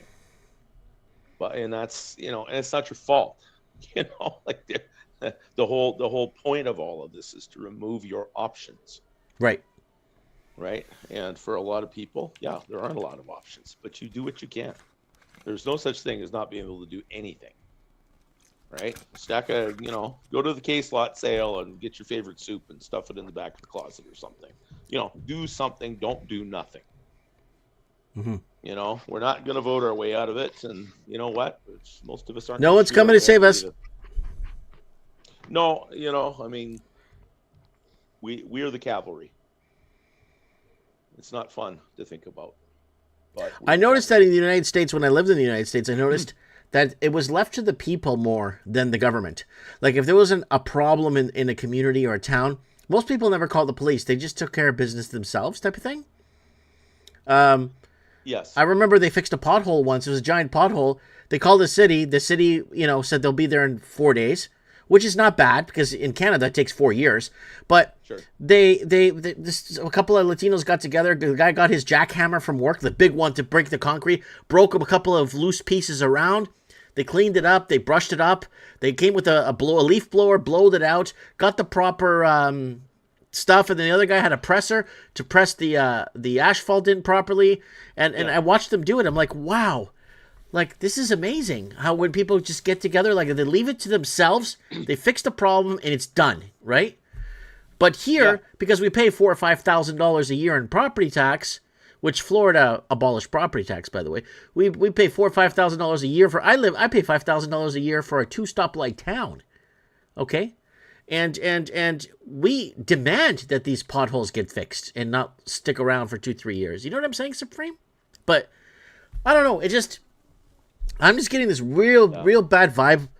Everything around me, like you're saying, it's all this shit show, this circle of a shit show, on every front, and everyone is divided either between war, climate change, Al Gore, fucking Greta Thunberg, Donald Trump, whatever the fuck they want to divide from. People are purposefully dividing and creating conflict with each other to further divide each other even further. And we're not going to make it if we keep dividing. We got to the point, there's always the issue of the sheep and the goats, right? The wheat and the tares, the wheat and the chaff, whatever metaphor you want to use. There are people that you shouldn't want anything to do with. Because these things are all tests of character and what's really inside people. Most of the people worried about the planet don't talk to their own family. Or their kids don't talk to them, or if they have kids, whatever. Like, people want to care about something, but it seems like they want to care about anything but the things that people used to care about, like your family, your beloved, your spouse, your community, your street, your neighborhood. The breakdown of neighborhoods, the breakdown of family in many ways led to the breakdown of neighborhoods, because you'd have mom and dad and a couple kids across the street, and then 2 years later, mom's gone or dad's gone, and the kids are getting shuttled back and forth between houses, and then the step parents move in, and it's just constant stirring of the pot and not letting things settle. Mm-hmm. And it's created a lot of what we have now. But a big part of the problem is, if you're going to have a democracy, if you're going to have freedom, if you're going to have a situation where the government has minimal intrusion into your life, then you have to govern yourselves. People don't want to do that. They want to feel good without being good. and it doesn't work. But somewhere along the line, well, if I don't do it, then someone else will. It's like, well, yeah, but at a certain point in time, you got to decide deep down in your own heart, in your own soul, what is important to you, what code you're actually living your life by. And if you don't have one, well, you freaking well better get one. Yeah. Because you're going to be surrounded by people that don't even understand the concept. Right? And you have to be, well, what does the Bible say? You have to be wise as a serpent and harmless as a dove. Right. Right? Like you want to be innocuous. You want to be the gray man sometimes. You just in the back. But if there's a chance to help someone, if there's a chance to boost something good that's happening in your locale, then yeah, you should put your shoulder to it and help it. Right. Other than that, stay the hell out of the way, because people are just powder kegs right now. And there's just so many people that benefit, or at least think they benefit from the way things are right now. Right. They're getting a paycheck. They go, oh, I'm getting my pension. I'm getting this. I'm getting that. I'm getting the other thing. I got mine. Too bad for you. Right. But the reality is most of that is not something to be counted on either. Right. So, some people are just going to find out that they weren't in as safe a place as they thought they were. Pardon me. AI is actually the subject of AI. I don't think it's going to be as straight line and straightforward as people think. Yeah, they want data centers on every street corner. Yeah, they want this, they want that. But I would say in North America, you've probably got a couple 100 million people that they're just over all of this. You better watch what you say, or A, B, and C. Well, if 200 million people decide, I'm going to say and do whatever the F I want, and I don't care who knows it, what exactly are they going to do? They're not going to shut down 200 million bank accounts. They don't have the manpower. They don't have the manpower, and even if it's things they think they're going to do remotely and electronically, like some kind of panopticon where somebody could just push a button and ruin your life. Yeah, that'll work a few times. It certainly has. But we got one problem in Canada, though. What's that? The European and the white, or the Canadian and the European, we're the minority now, Supreme.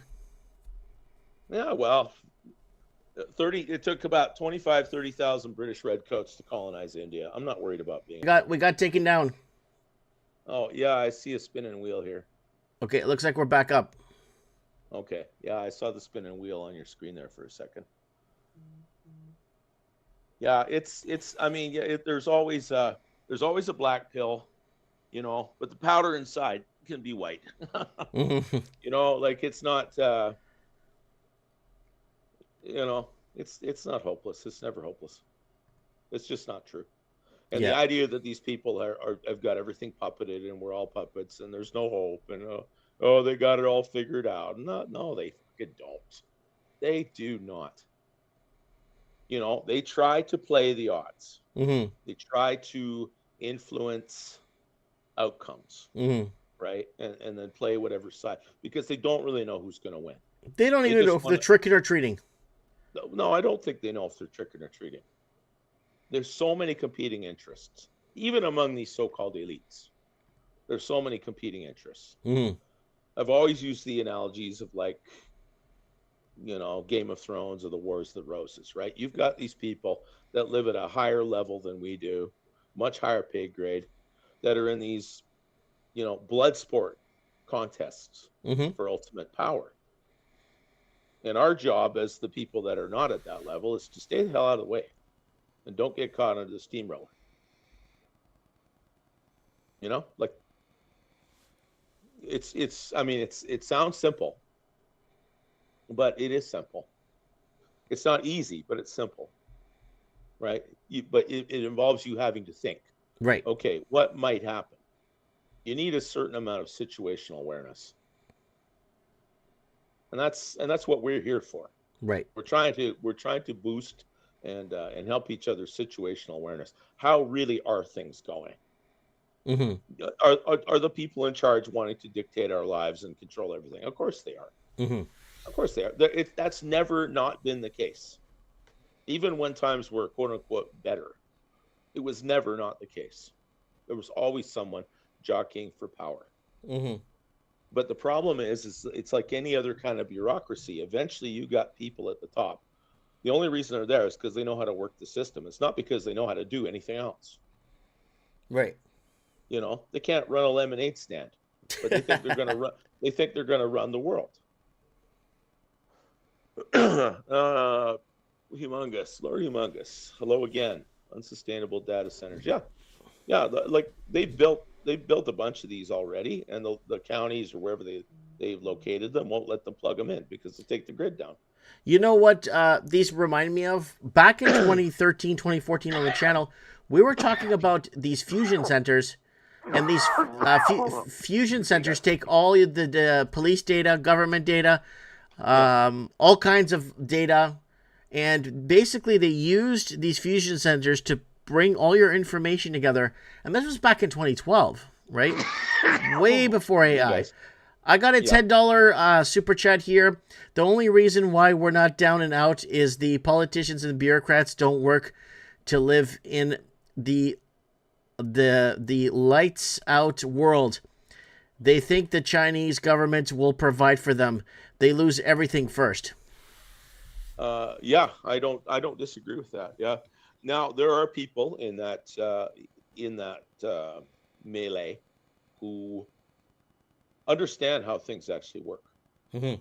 Like what it takes to keep a functioning, industrialized or, quote unquote modern civilization running. They understand that we need energy. Mm-hmm. They understand that we need raw materials. They understand that you got to feed people or they're going to kill you.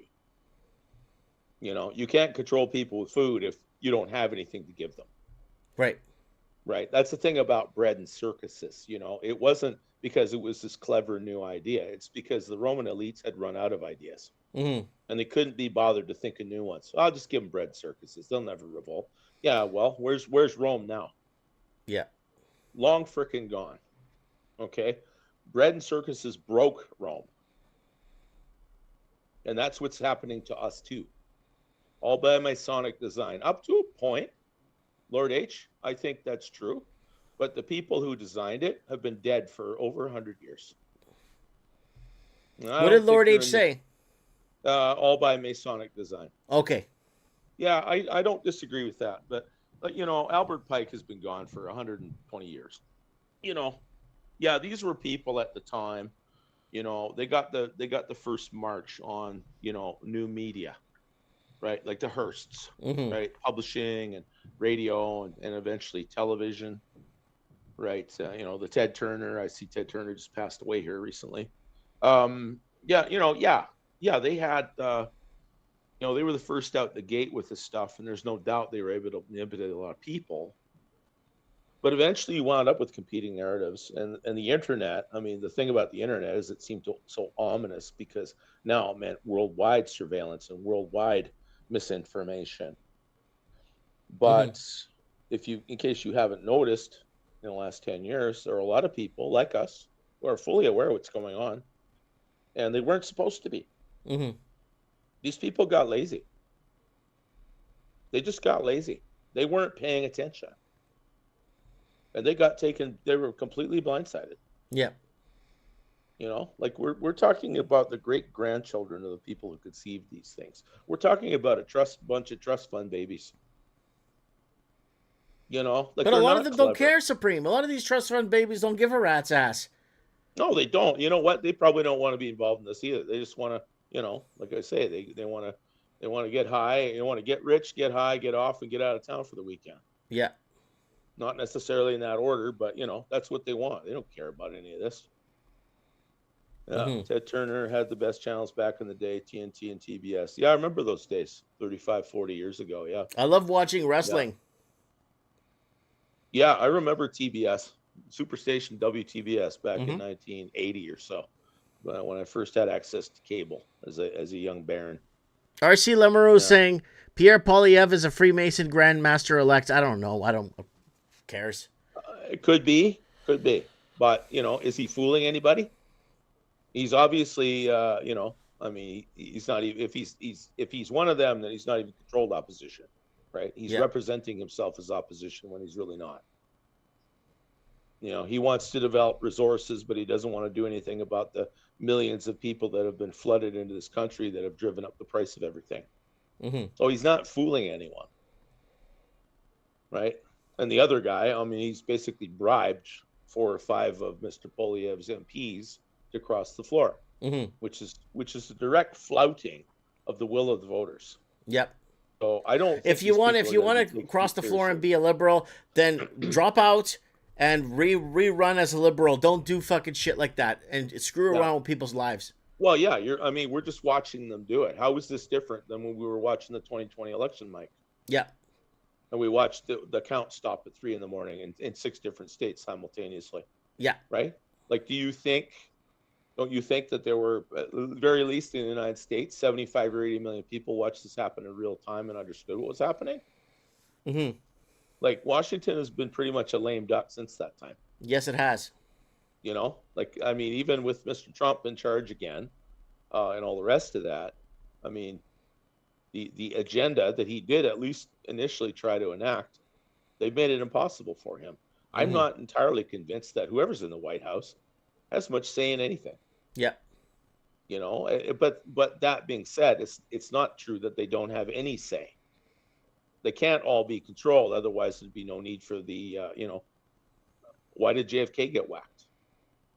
Right? Why did Trump get shot at? He wasn't the only one. Reagan got shot once, right? Somebody tried to take out Gerald Ford once. You know, like, people get radical. Like, things seem radical now, but in the 60s and 70s, there were thousands of terror bombings in the United States. People were convinced the place was going to blow apart. So, you know, like, chaos is not new. You know, it comes and goes. It's always there on a low level, and sometimes the pot boils over. But democracy is by design, you know, hopefully bloodless civil war. You know, where one party or the other takes over the government without a revolution. That's the goal. That's the intent of democracy, right? So when they try to hijack it, they're basically close the you know, like the safety valve on a steam engine. Yeah, you get a little extra power, but the thing's gonna blow. It will. It's like bypassing a fuse in a surge protector. Bypass the fuse, it's gonna melt. Yes, it is. Yeah. Or put you know, wrap you know, like the fuses in my old truck. Sometimes they blow, and it's okay. Well, I need to get somewhere, so you take the aluminum foil out of your, you know, cigarette wrapper and wrap it around it just to get you to the next place, right? You wouldn't leave it like that, but yeah, it would work. But that's the thing. These things are temporary. We got a lot of temporary things in society that become kind of permanent. Yeah, well, it's not going to work like that. That's why we're going through what we're going through right now. Why do we have all this inflation? Because you don't get elected for promising people less. So in the end, whose fault is it? Right? That we're in the situation we're in. Like I say, people have to govern themselves. Yep. If they're not going to do that, well, then someone else is going to govern them. That's the world. That's how it works. Trump messed up big time going into Iran. Yep. Habit. Yeah, I don't. But I predicted that. I said if Trump gets elected, he's gonna Hezbollah. He's gonna go into Iran. He's gonna go to the Middle East conflict. He's gonna expand. He's gonna team up with Israel. And a lot of people, Supreme told me I was just fucking flat out retarded for saying that. And then, well, it's a concept, but you know, I don't think there was anybody, certainly among our circles, that would think it would be a disaster if it happened. And that's absolutely what's happened. It's a disaster.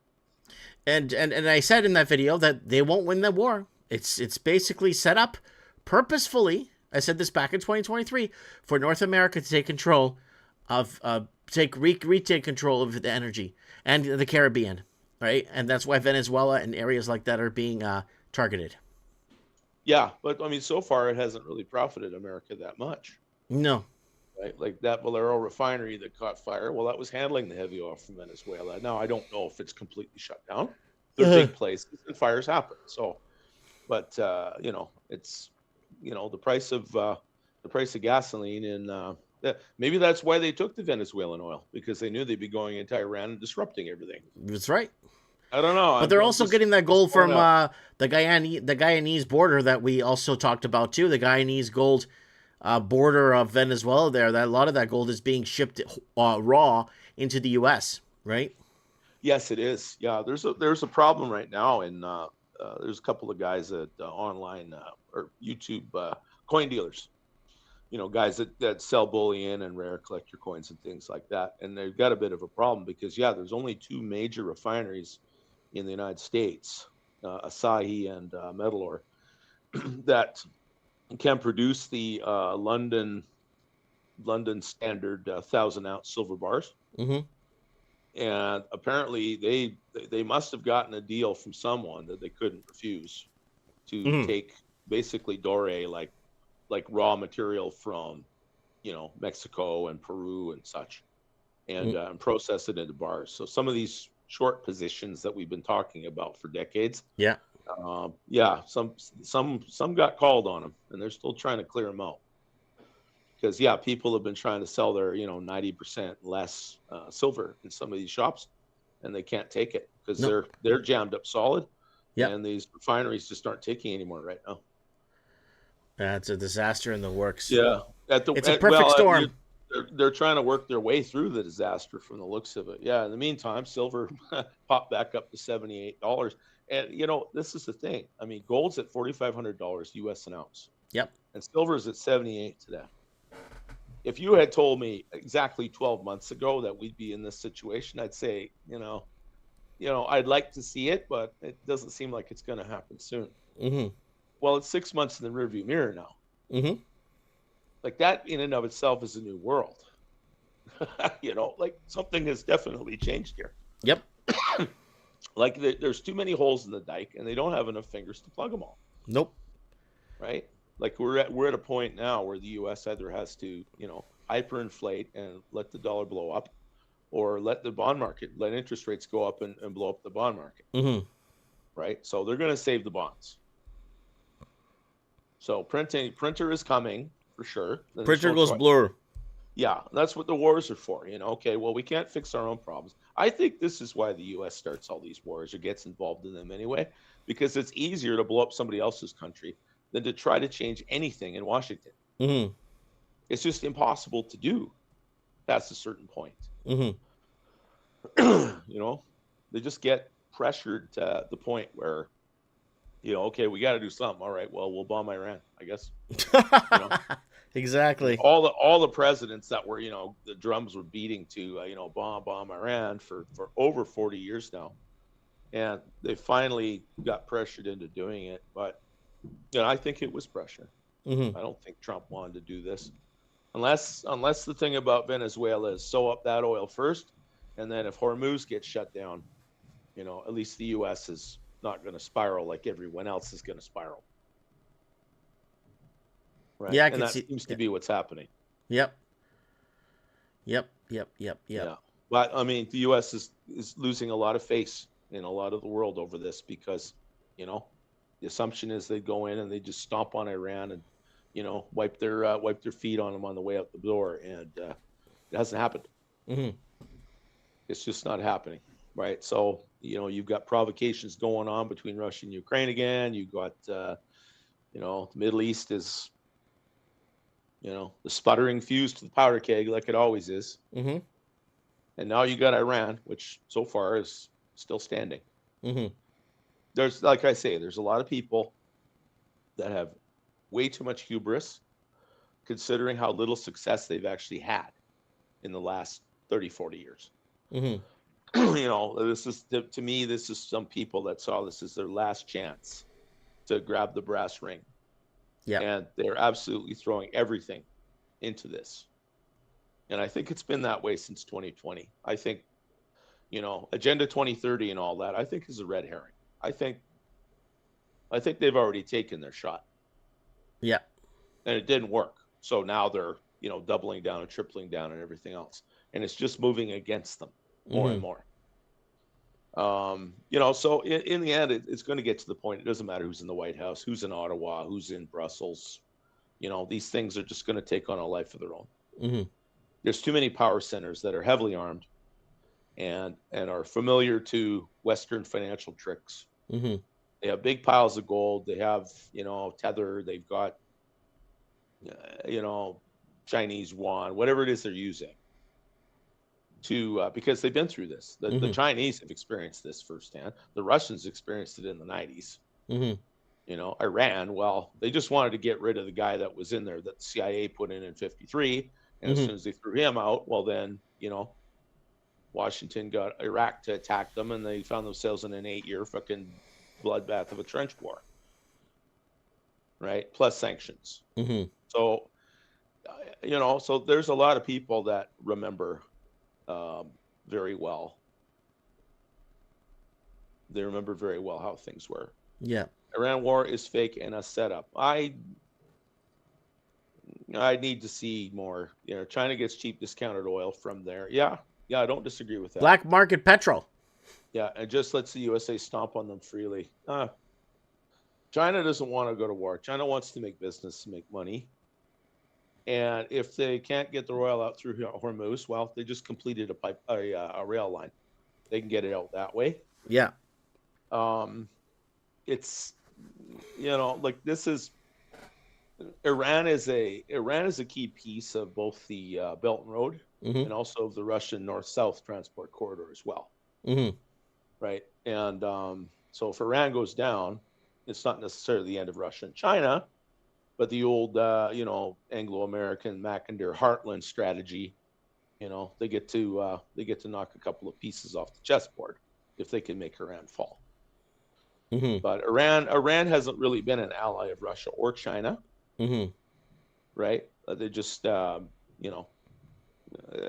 that level, it's all marriages of convenience.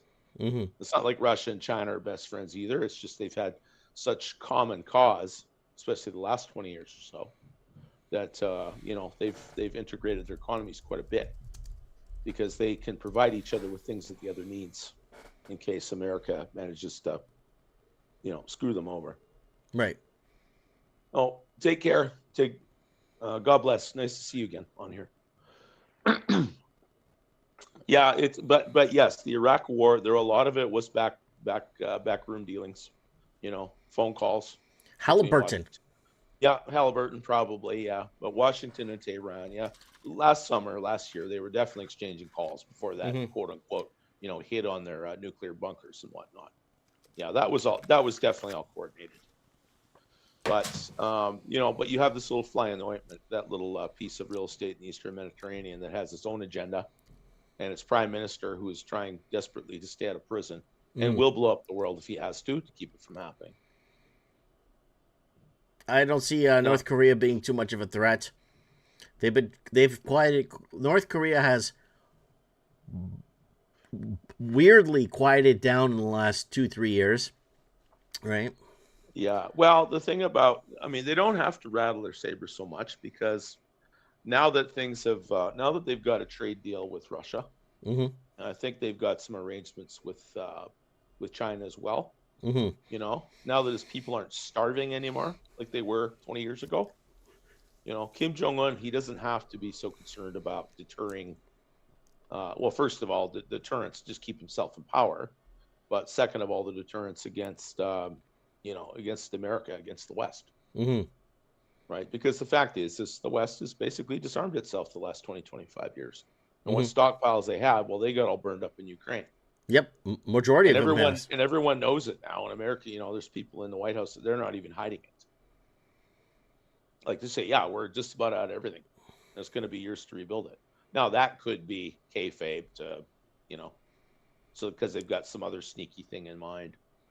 The smart thing to do would be walk away. Make a good trade deal with everybody, and just go back to the States and rebuild their country. Yep.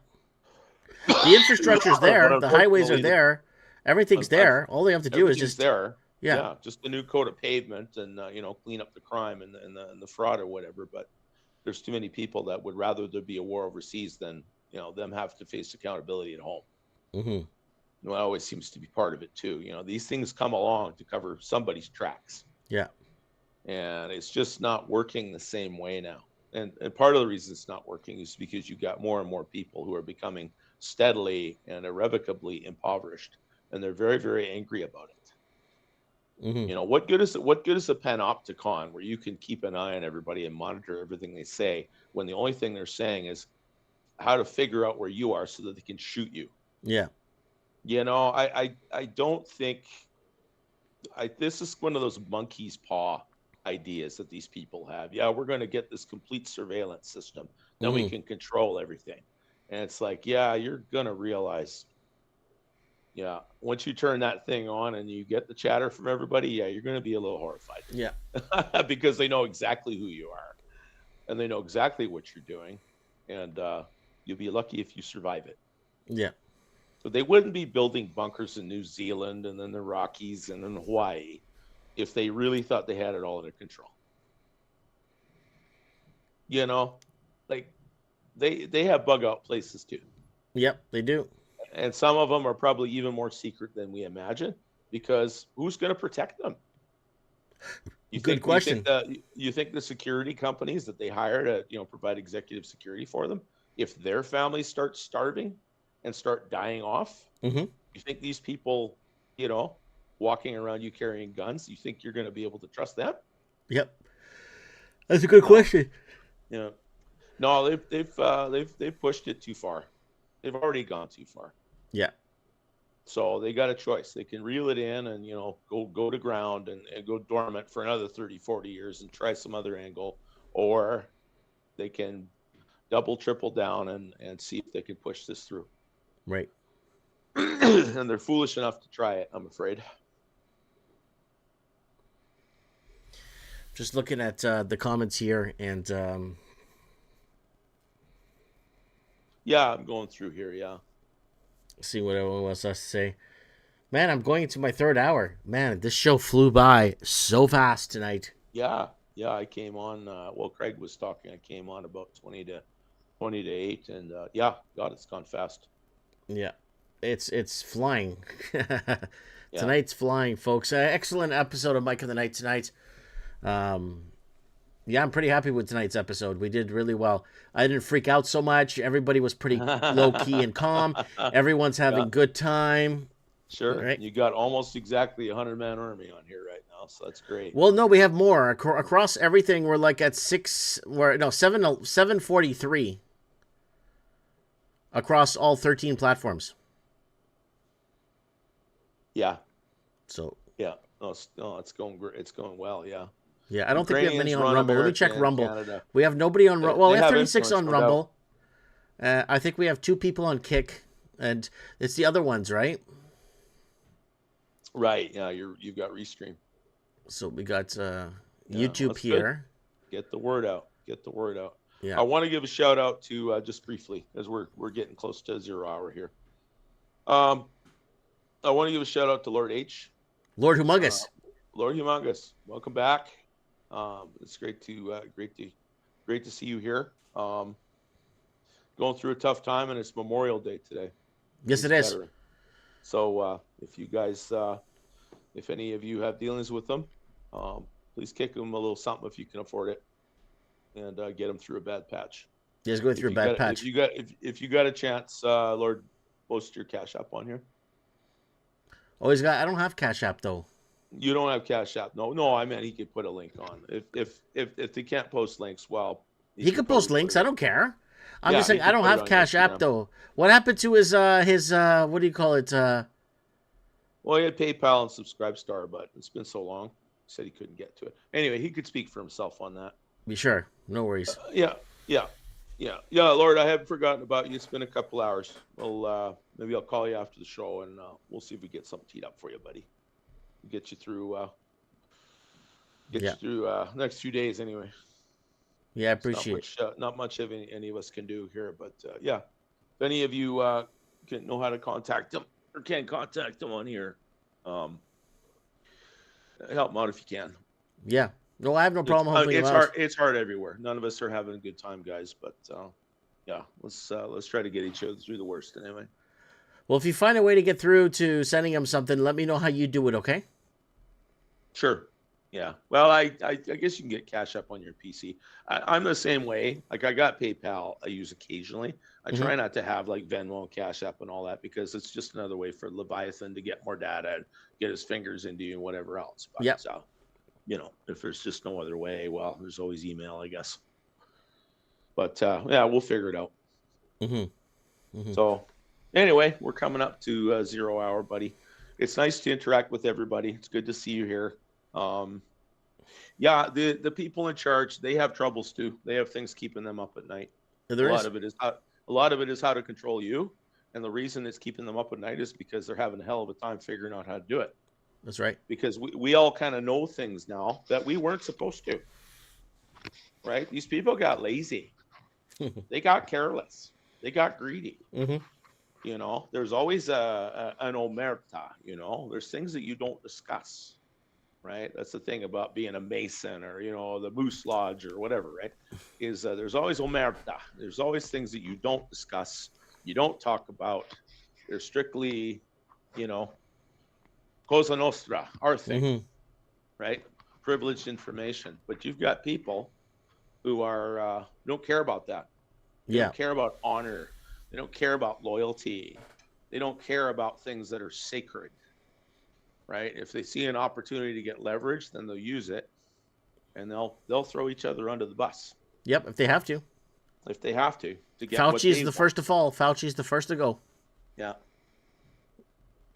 Oh yeah, and all these people will be at a dead run. Yeah. If they even survive, they'll be at a dead run. You better believe that guy's got most beefed up his security, because there's no way the number of people that his decisions hurt, that there isn't someone out there who was already kind of on the edge before all this began, Mm-hmm. that has no other thought on their mind but revenge. Yep. No, I hear you. Sad but true. Sad but true. So be mindful of how you interact with people. We entertain angels unawares, the Bible says, from time to time, but also we interact with people who, they could use a little salt and a little light in their life. That's right. Because they're right on the edge. They're having a really, really hard time. And the number of people that are going to be having a really, really hard time is going to increase exponentially over the next little while. Right. 2030 isn't going to look like the people that talked about 2030. It's not going to look like what they want. Right. It's going to be wild for them too. So. Oh, Supreme Candidate, much love from us Americans. Same to you. Same to you, Lord H. Yep. We were all originally British North Americans, right? You are United States of Americans, but at one time we were all British North Americans, right? The original Americans up here, but we're all cousins. Mm-hmm. Nothing but love. Nothing That's but right. love. Happy Memorial Day down there for the. Yeah. Yes, happy Memorial, a mindful, contemplative Memorial Day. Mhm. Memorial Day is like our Remembrance Day, there are a lot of good people that gave everything, their whole future, to preserve something, they were trying to build something beautiful. Yeah. And in concept, America, Canada too in its way, but America especially, that document, like, it's a thing of beauty. Mm-hmm. It really is. It is worth fighting for, and it still is. It's all worth fighting for. Some of the people around you aren't worth fighting for, Mm-hmm. but keep in mind that they're blinded. They're ignorant by design. It's not their fault. And a lot of us, like I said, depending on how old you are, you can remember being in the exact same situation. Mm-hmm. So have a little grace for them too. Because Yeah. a lot of them are going to find out the hard way. They're Yep. going to need answers, and you'll be there to provide them. That's right. Right. That's what we're here for. That's what we're here for. All right, Supremo. You have yourself Hey, a good Mikey. night. God bless you, brother. You too. God bless you too. God bless everyone. Chin up. We'll figure it out together. We will. Yeah. Bye for now. Bye-bye. So we will talk ourselves through this, guys. Don't forget to join us every Monday night here on Mike in the Night. We're brothers in arms here, the 100-man army. We are just here for each other. And we've been talking ourselves through this last 10 years here. We're coming up on 10 years on Mike in the Night, eh, guys? We're coming up on 10 years. Yeah. Anyways, yeah, let's get some send-off music. Bit of music, bit of glasses. All right, guys.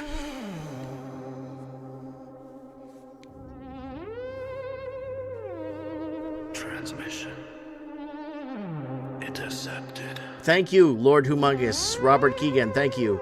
Rick Silver, R.C. Lemereau. May the Lord Jesus bring all the desires of your hearts. Amen, amen, amen. James Cameron, Rotadung. Thank you for being here. Rick Silver 55. It's 3 a.m. Screens still glow. Satellite Jeff Nugent. below. Red lights blinking on every street. Truth buried 6 feet deep.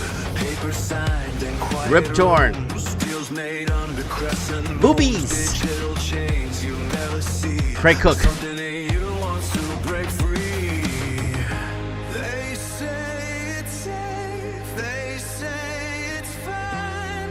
But why's that camera watching mine? Clock hits free. The veil gets there. You feel the static on your Thank you, Mayo King, Mayo King, Mayo King. Thank you. Sheridan Forbes, thank you.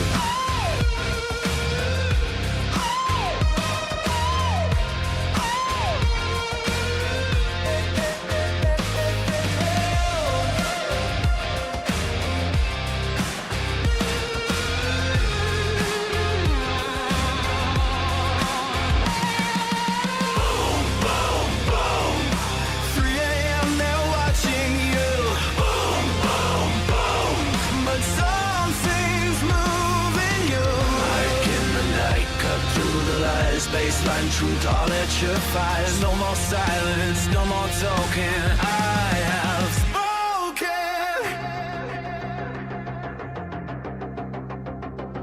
Bank accounts tracked every swipe. Data mined from every type. Algorithm knows your face, predicting every move. God bless you, Sheridan. Borders blur, controlling Love you too, spans. Lord Control Humongous. cuffs on steady hands, but in the dark the people wake. Feel the system start to shake. Eyes up. Mike Martin's here signing off for episode 652 of Mike in the Night. Take care, and if you can't take care, stay safe. I have spoken. Fear the ones who see the play. They fear the ones who won't obey.